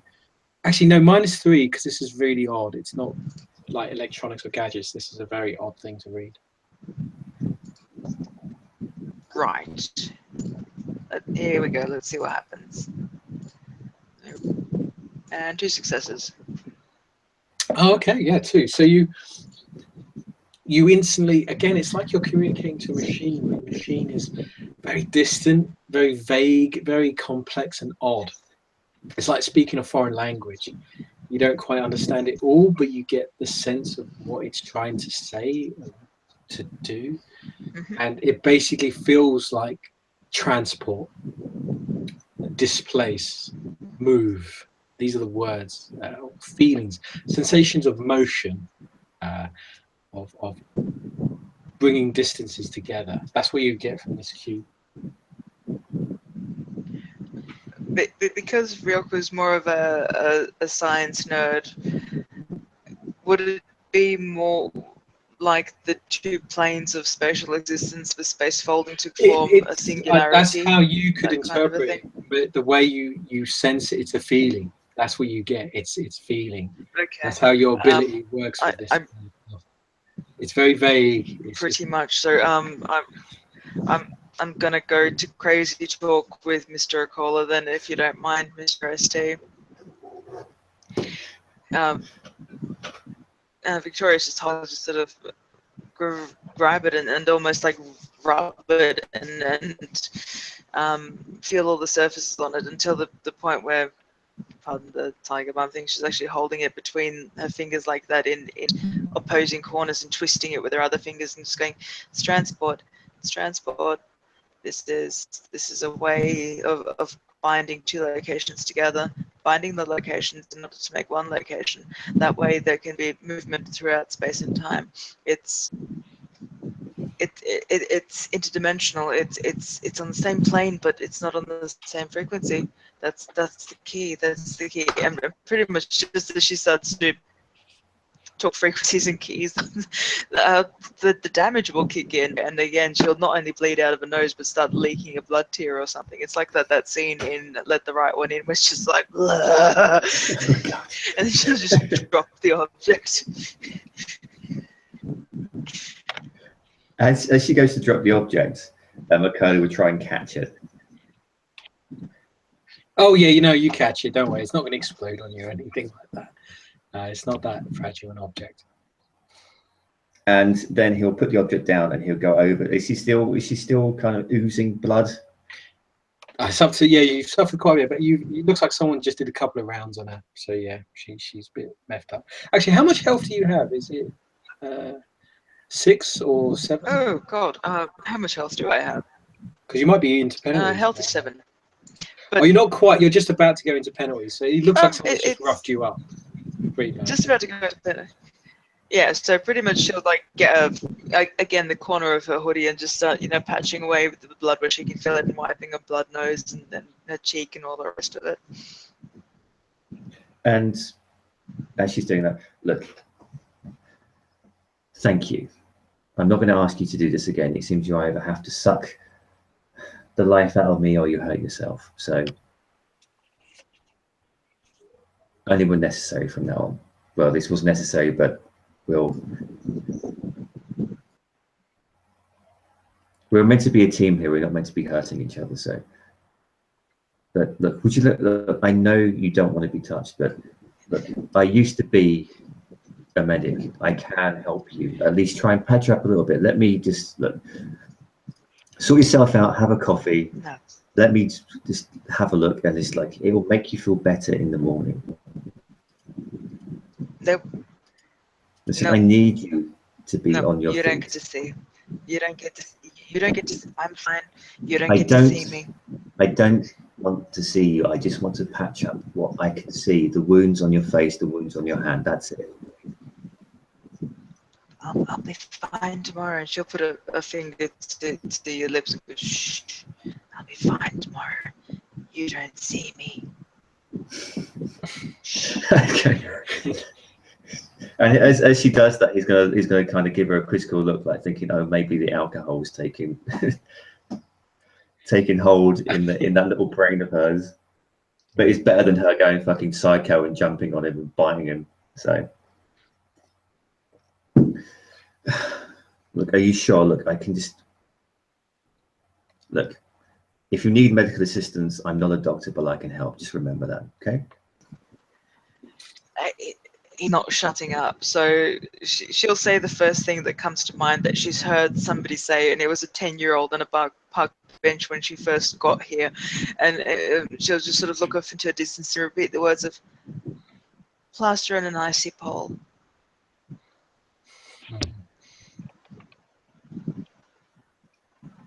Plaster and an icy cold.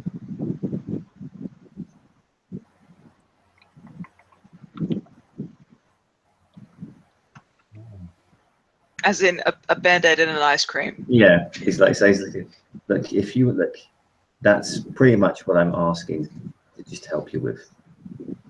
I'm sure they've got an icy pole in the fridge.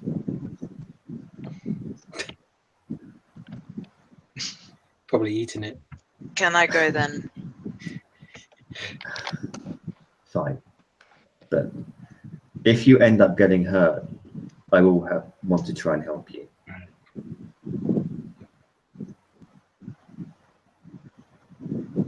If it's necessary. If it's necessary. I think this is the point where the two characters actually,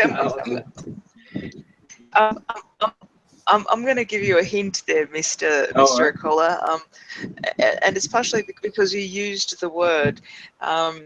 It's something that she either says, necessary or unnecessary a lot, and after you use the word, especially in the context that you did, where you realized that she needs to either freaking devour somebody's luck and soul and everything in order to do what she does, or hurt herself.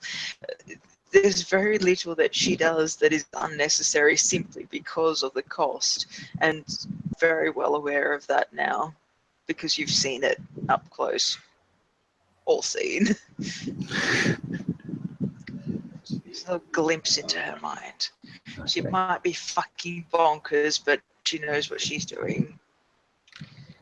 Well, what's the time? It's like he'll look at his watch. Like, it must be about 1 o'clock now or something. I assume. It's getting quite late actually, and your appointment is quite early.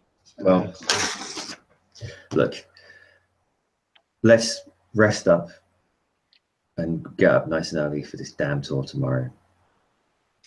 Have a nice sleep, and Acola will then just go and like fix himself like a drink, and then just go into his apartment room.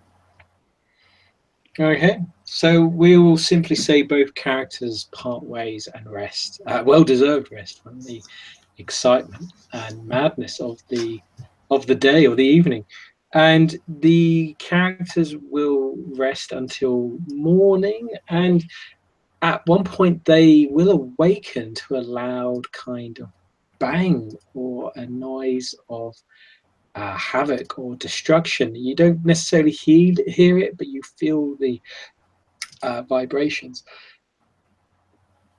And both characters can see this as they awaken. I do have an image. Sorry, I'm just trying to look for it. And we'll simply say outside your windows, you see like smoke emerging from lower down the mountain, and you see what looks like the pulley or the thing that carried you up the mountain is on fire or been destroyed, or is kind of fallen into the mountain itself, and it's kind of sliding down. A lot of people, some people seem to be screaming, other people seem to be running. You see one or two little individuals on fire even as they kind of run around, and this is what you awaken to. And you do hear like the sound system, the door system saying, please all guests, the door like locks, and it simply says like, please all guests, please stay in your rooms, emergency class 3 has happened, please wait until further instructions. As this happens, Acola is just going to be looking out the window and just shit, and then just run out into the main lobby, the main bit, and just and bang on Victoria's door.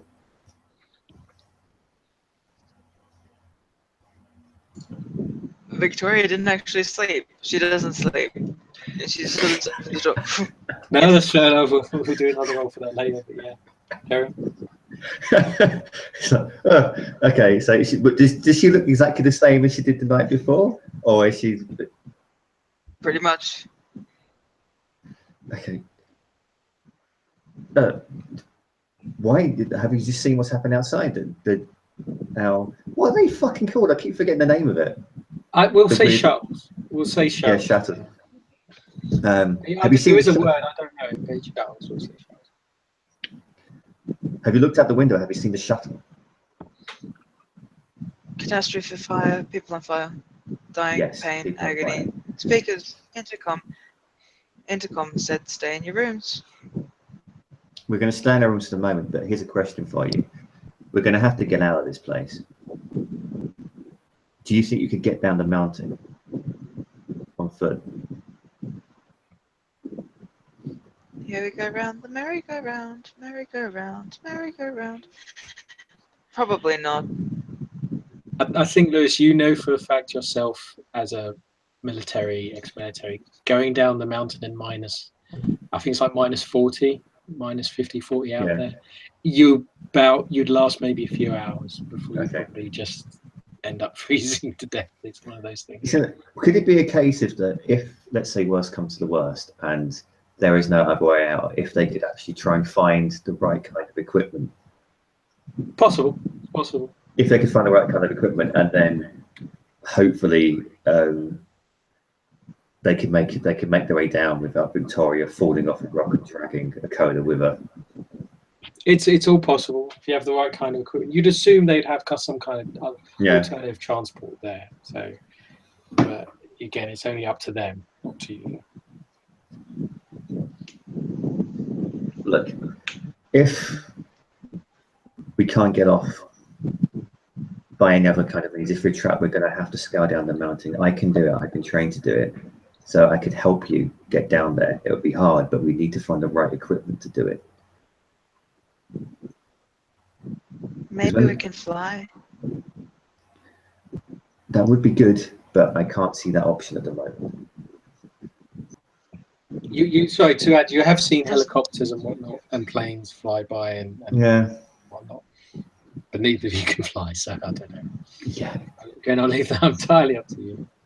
That could, so that could be, the Coda kind of thing, ponder it. That could be a case, but then we need someone to actually fly Scott. When sort of looks at you going, I hear you can be persuasive. Can be, but when everything kicks off here, we're going to have to get out quickly. There's not going to be much left, including the people here. Not my problem. At least if you can't get off the fucking I'm island. not even here. He's just looking at it. I'm not even here. Okay, you're not even here. And he'll just go, almost like throw his hands up in the air. And just... You do know in about sort of 20 to 30 minutes, the Mr. Godwin will be coming around for your guided tour, as is booked at 8 o'clock. Okay. Look, let's get ready for this tour anyway. So I don't know, have a shower or something. Do something to your hair. You look like you haven't slept all night. You should have at least got some damn sleep. Why haven't you slept? Not necessary. It looks Not like it's necessary.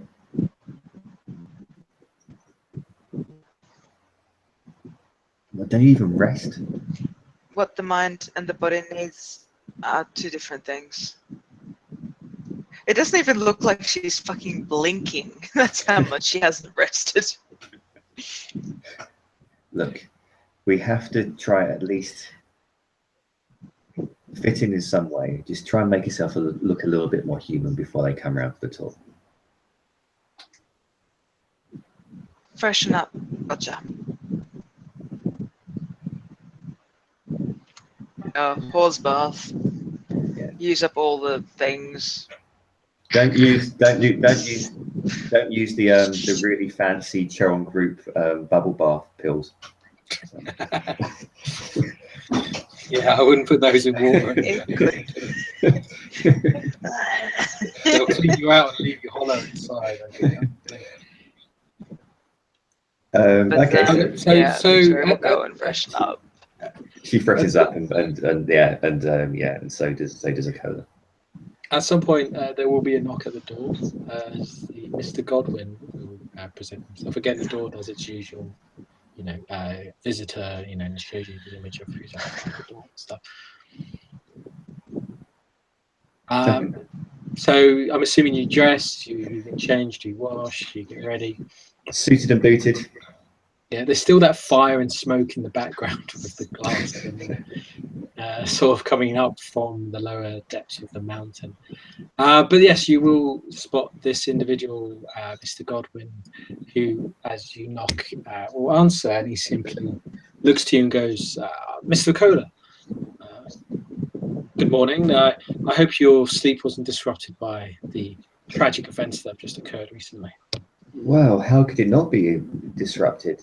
We had a perfect view of the tragedy down there. I mean, how many people died? It seemed horrific.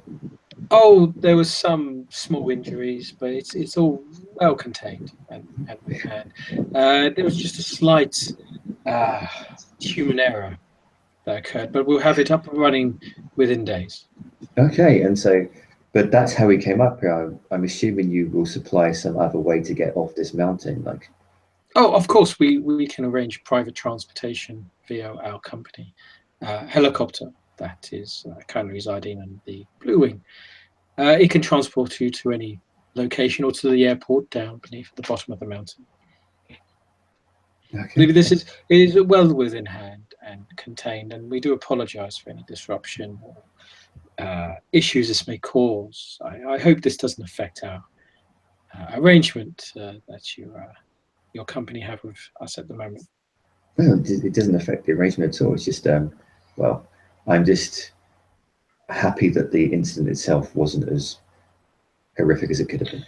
Oh, it seems quite horrific from a distance, but mainly that part of the facilities and mad. So from our character, from our bird's eye view, would you see like burning, flailing You bodies? saw burning people. Yeah, you saw people falling, jumping off of the burning derelict into the snow desperately to try and put themselves out. And it's so obvious this guy's lying, but he's doing his best, but it's blatantly obvious he's lying because you saw it yourself.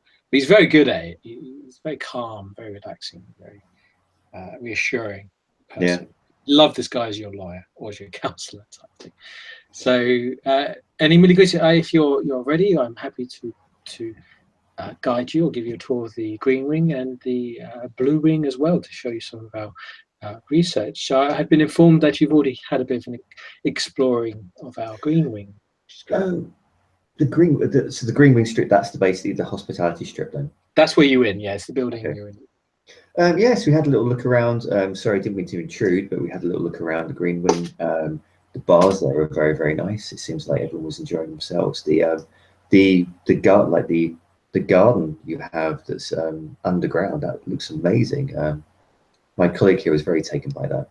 Oh yes, that was it is Dr. Gardner's first achievements in Heaven's Rest. He constructed and formed his own biodome inside the facility itself. This is, of course, the first building that was built. Then the rest came along shortly afterwards.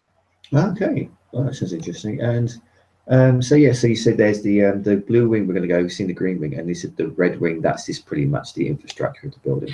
That is mainly used for our infrastructure, for processing. It runs our electricity and water mains. It is usually off limits to guests, and I do not believe you need or required to visit that area. The Blue Wing is where we mainly do our research, and some of the things that we will show you will assure your investors that AUM is a company to invest in, a company of the future. It would be a pleasure to look through the for the Blue Wing, but at some point before we go, it would be nice to see, even though it seems like we're being a bit pedantic here, to look into the marrow of the operation, so to say. I think bottom up. we will do a presence and manipulation. I think it's not subterfuge, it's persuasion. Sorry, manipulation, persuasion. Will -3 from this individual's. I'm going to use a willpower point for this then. Okay, that's fair enough. So it's just your normal roll then. Yeah, you -1 willpower. It's your normal roll. So it's going to be presence and manipulation. Did you say? Or? Yes. Okay. And what am I minusing? Nothing. You're no minusing nothing. It's just your present because you're spending the willpower point. So okay, cool. You're minusing nothing. Oh, okay. That's another. Oh my god. Sorry. Oh, I have to give you. That's 3 10s. I mean, that's quite good. Oh no, that's 4 10s. I can't roll any more dice. It seems like. No. You can keep rolling. Another 10 is another 10. You just keep rolling. Oh fuck! It's 5. Is that 5? 1, 2. So I've got 2 10s, then a 10. 1, 2, 10. 3, 4, 5. Yeah, it's 5. Okay, cool. So that's an exceptional. So you get an exceptional success there. So I don't know what it is. You're very refreshed and persuasive. I think because this individual feels so bad about what's happened to the facility, and he feels so concerned that, and as if he knows, you can tell he's lying, and it's actually quite severe, and he feels, and he kind of gives you a reaction. He's like, I'm, I'm sure between us as good businessmen, as a favor, I can arrange for you to gain access to the Red Wing, but please keep yourself discreet. And Oh, of course. And of course, we don't want to intrude on any of your plans or what you have to show us. So it would be a pleasure just to follow the program as of now. I think I will allow you. He actually hands you over a red card, and he goes, "Look here, this is my personal access card to the Red Wing. It will allow you full access to the facility. If anyone questions or asks, merely mention my name and that you have my permission." Okay. I'm sure you arrange, but please, I apologize if it looks quite rustic and somewhat condemned. It is more like you say, the body, the works, the infrastructure of the facility. Well, it's always nice to know that the plumbing is in good order. And he literally hands you over this red card, which has like the bio data or whatever in order to get through or get access to it. Because I'm sure if we arrange this, we can forget this morning's incident with our shuttle system. Accidents happen. Oh, good. If you and your colleague are ready, I'm happy to start you on your tour towards the Blue Wing. We're fine. Let's lead the way. Oh, by the way, he has got the sneaky little cube in his yes, yeah, that's fine. Have you still got those blue things, pearls in yours? No, he's not got them on his person. He's put those back. Okay, fair enough. He put them back very carefully. Yep. So that Victoria didn't use them as bath salts. Okay, so if you're both ready, I don't know, Victoria, are you coming out? Are you staying in your room? Coming out, dressed in her suit as usual, looking like a goth in a suit, and just following wordlessly. She's playing the secretary, I suppose. Yeah, it's like you're the little lady that seems to just be taking notes and things. That's what a lot of people assume. Yep. So yes, and Godwin will start to show you the Green Wing. Again, a lot of it you've already seen. He informs you about this is where the clientele arrive. They deal with only 40 people at a time. Again, the elite of the elite, wealthy of the wealthy. They treat incurable diseases, things that no other scientist or doctor in the world could solve or cure. And he shows you the different areas, and he shows you the. Hold on, I do have a list. Again, yeah, he shows you a lot of the patients who are again very old, wealthy-looking types. The Grand Garden that is at the bottom of the Green Wing, which is one of Dr. Garner's greatest accomplishments of a bio-warmth system. The special UV lights managed to grow basically a forest underground inside the mountain itself.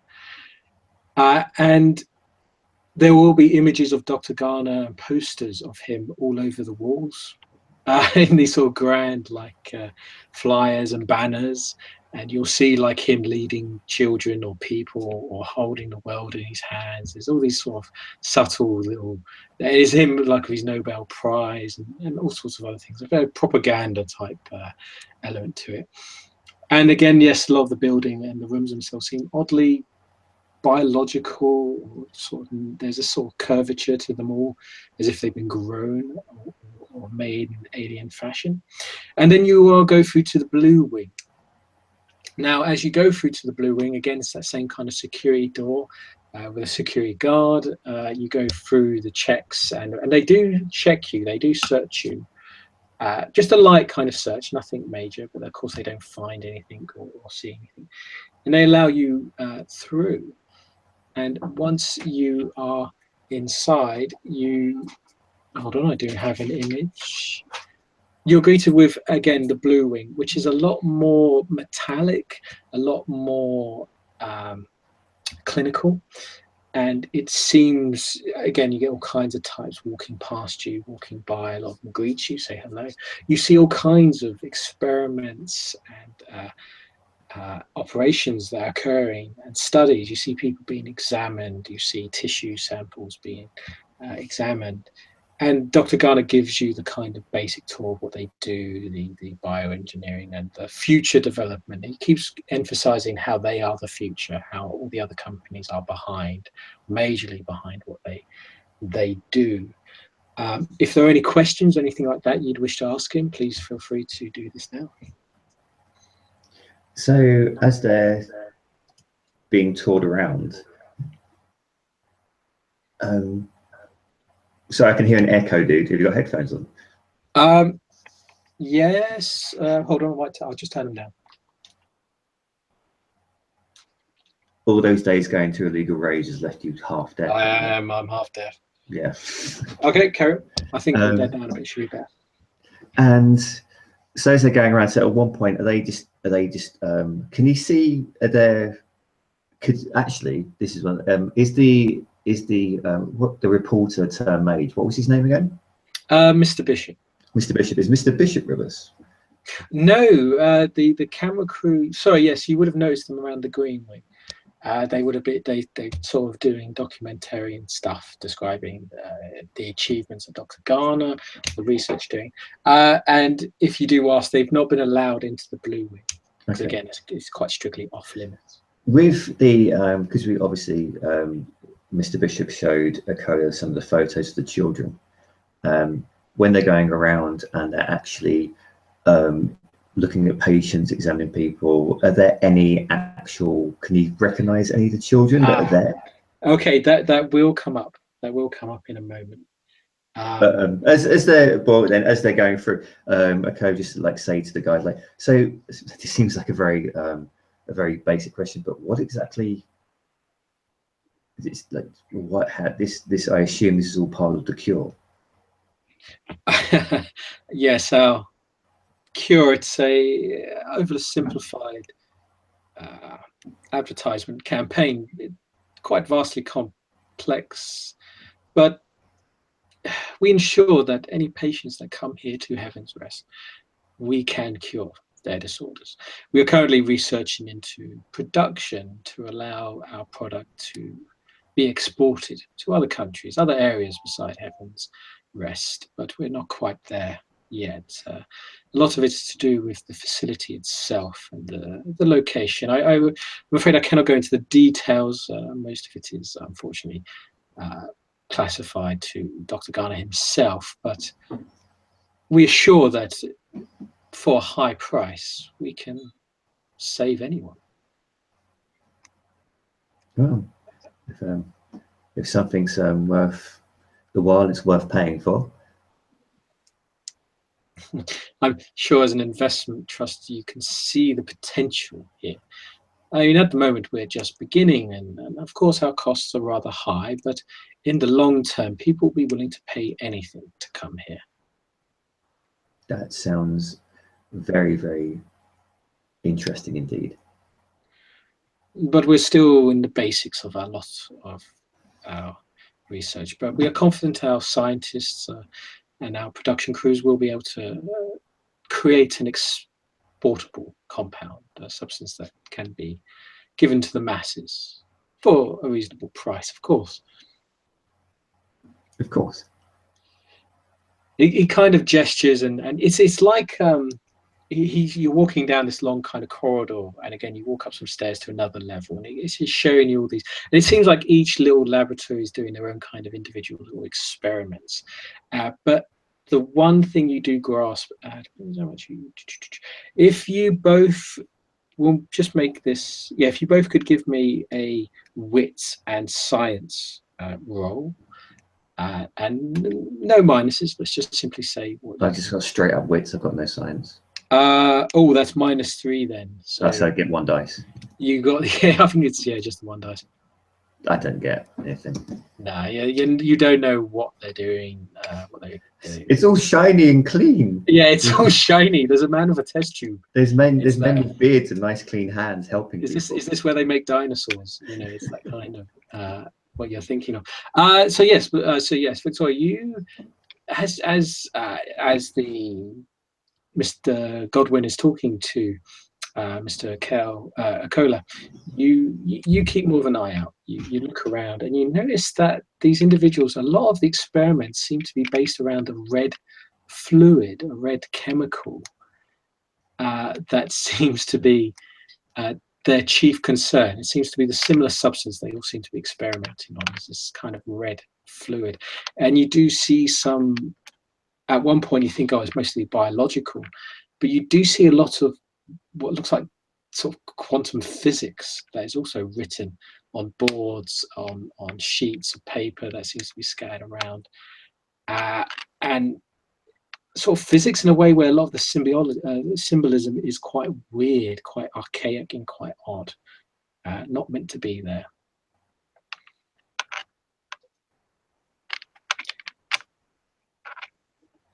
I think you're muted. Not meant to be there.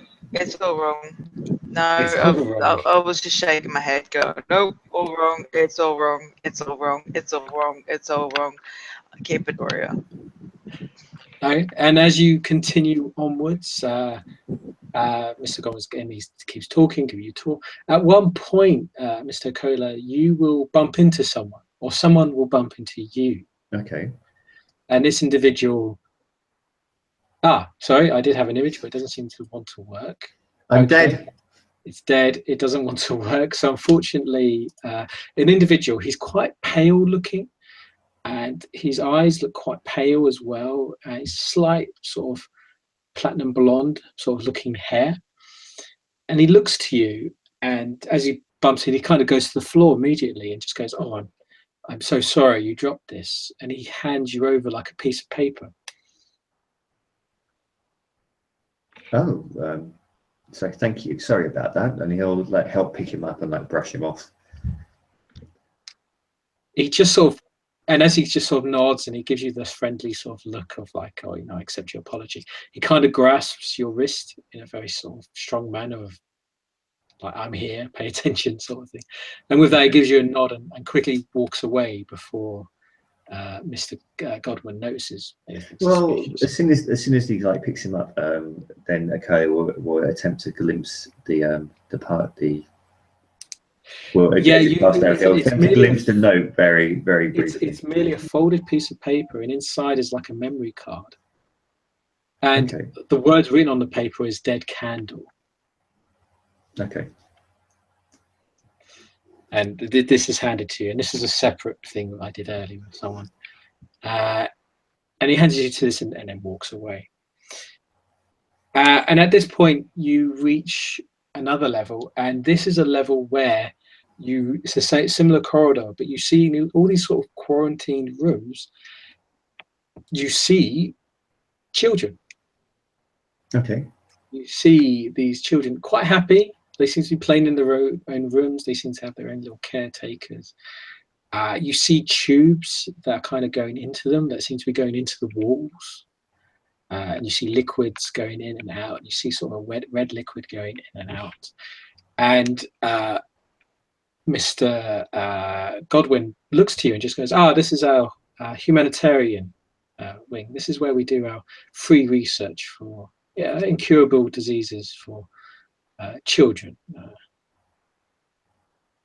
Humanitarian? I mean, what do these children have? I mean, what are you doing to them? Oh, most of them are suffering from terminal cancer or severe genetic disorders. Most of them would have not lived beyond the age limit they are now. But due to our research and our progress, we have extended their lifespan, and in some cases have actually cured them. Once they have been found cured and safe, we release them back to their families. Okay, and so, but what's the success rate for these children? I mean, I assume, like you say, it works. At the current moment, we've had a complete 100% success rate. No child has died or had suffered a fatality while being here at Heaven's Rest. This is our pride and joy, one of our prime examples of the work that we can do here. Wow, that sounds amazing. And Akoya will just walk around and look around the room. And does he actually recognise any of the children from the photos? I was going to say, there's one child you both recognise instantly. and it's a child with again the sort of that drew painted little sort of crayon drawings of you earlier, and she instantly recognized both of you and sort of reaches up to the glass. She's wearing kind of a patient gown, and she taps to the glass, like waving at both of you, and she seems to be sort of smiling and really quite excited. Oh, she's all happy.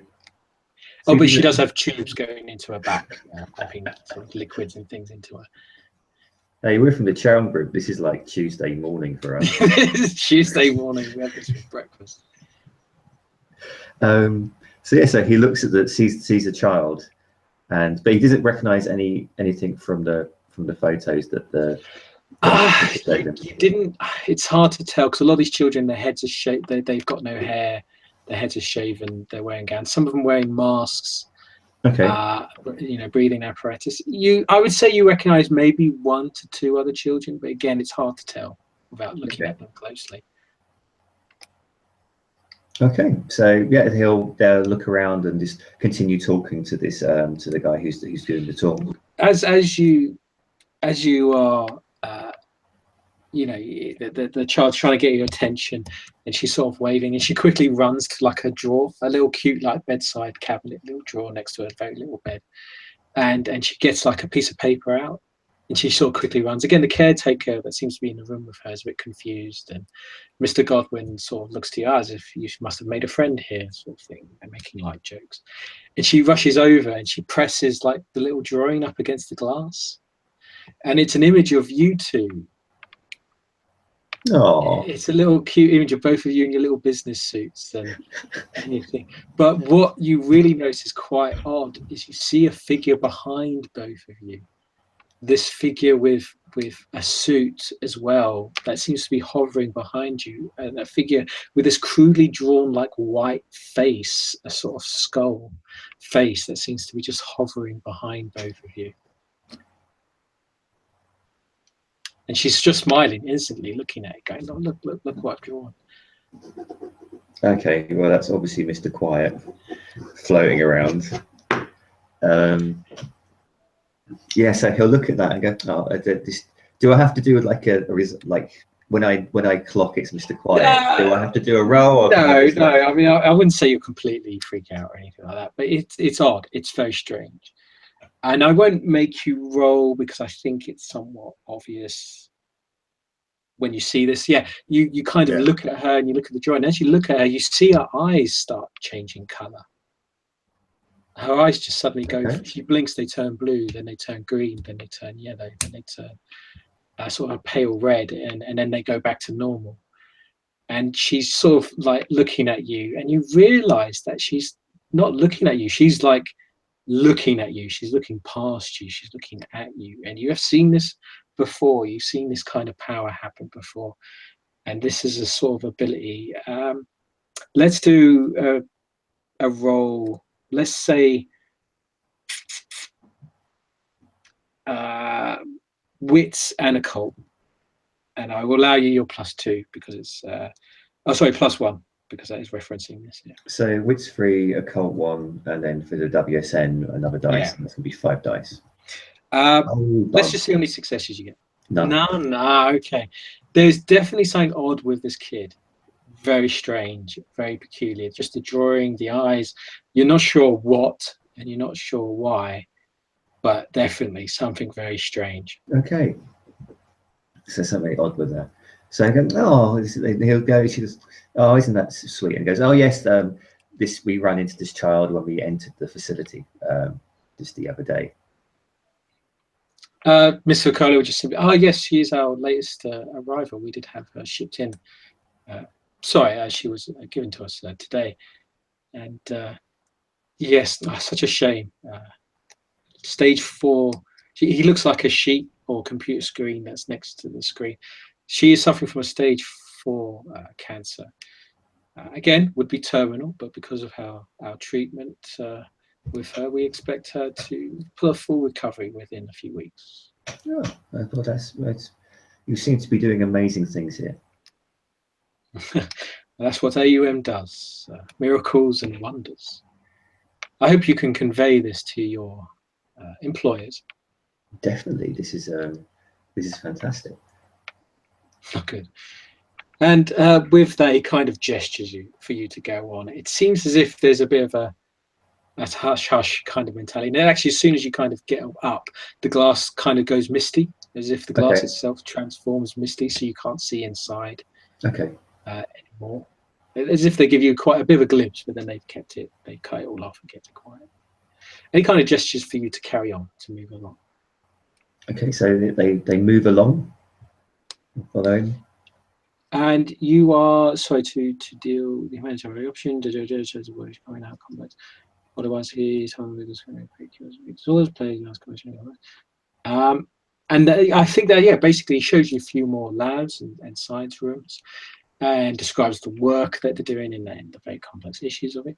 And once you spend half the day doing this, most of the day doing this, exploring, talking and discussing the investment At some point during the day, when they're in that section, when they're in somewhere where maybe they're walking down a corridor, or they're walking up some stairs, somewhere where it looks like there won't be much attention drawn to them, or there won't be much security, Ako's going to attempt to basically drop the little cube somewhere. So he's going to choose the point. So it'll be in the. He's not going to like drop it in front of the child with a glass. No, I know. That'd be a bit too blatant. So when they're still in the facility in that part in the blue wing, then he will just, like I say, like somewhere where it seems there's not much attention to them or very much security, he will try and place the little cube somewhere where it can't be seen.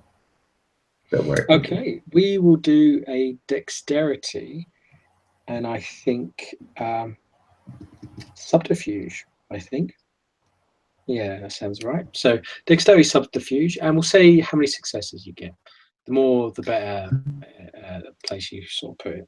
I don't want to cheat here. I can't remember if I use willpower a lot in the first scene. I don't think you did. Because I think you may have spent 1 willpower. Okay, so I spent so at one. the moment, I've got you down for -3 willpower.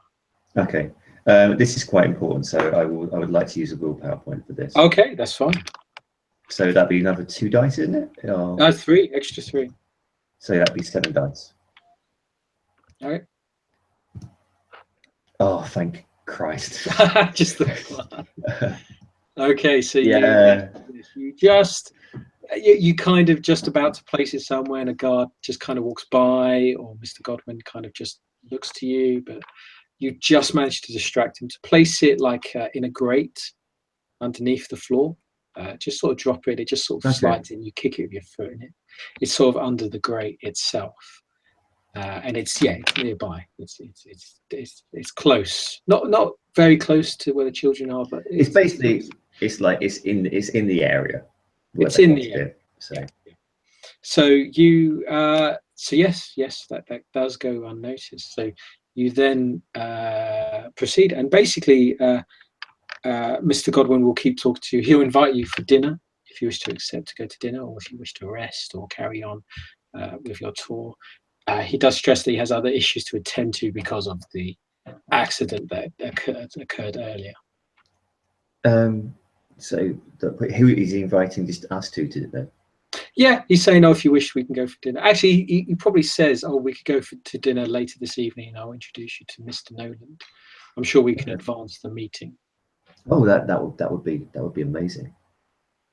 As off, I'll arrange the appointment later. Mr.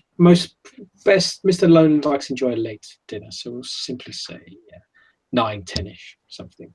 I'll arrange it to your room. Okay, thank you very much.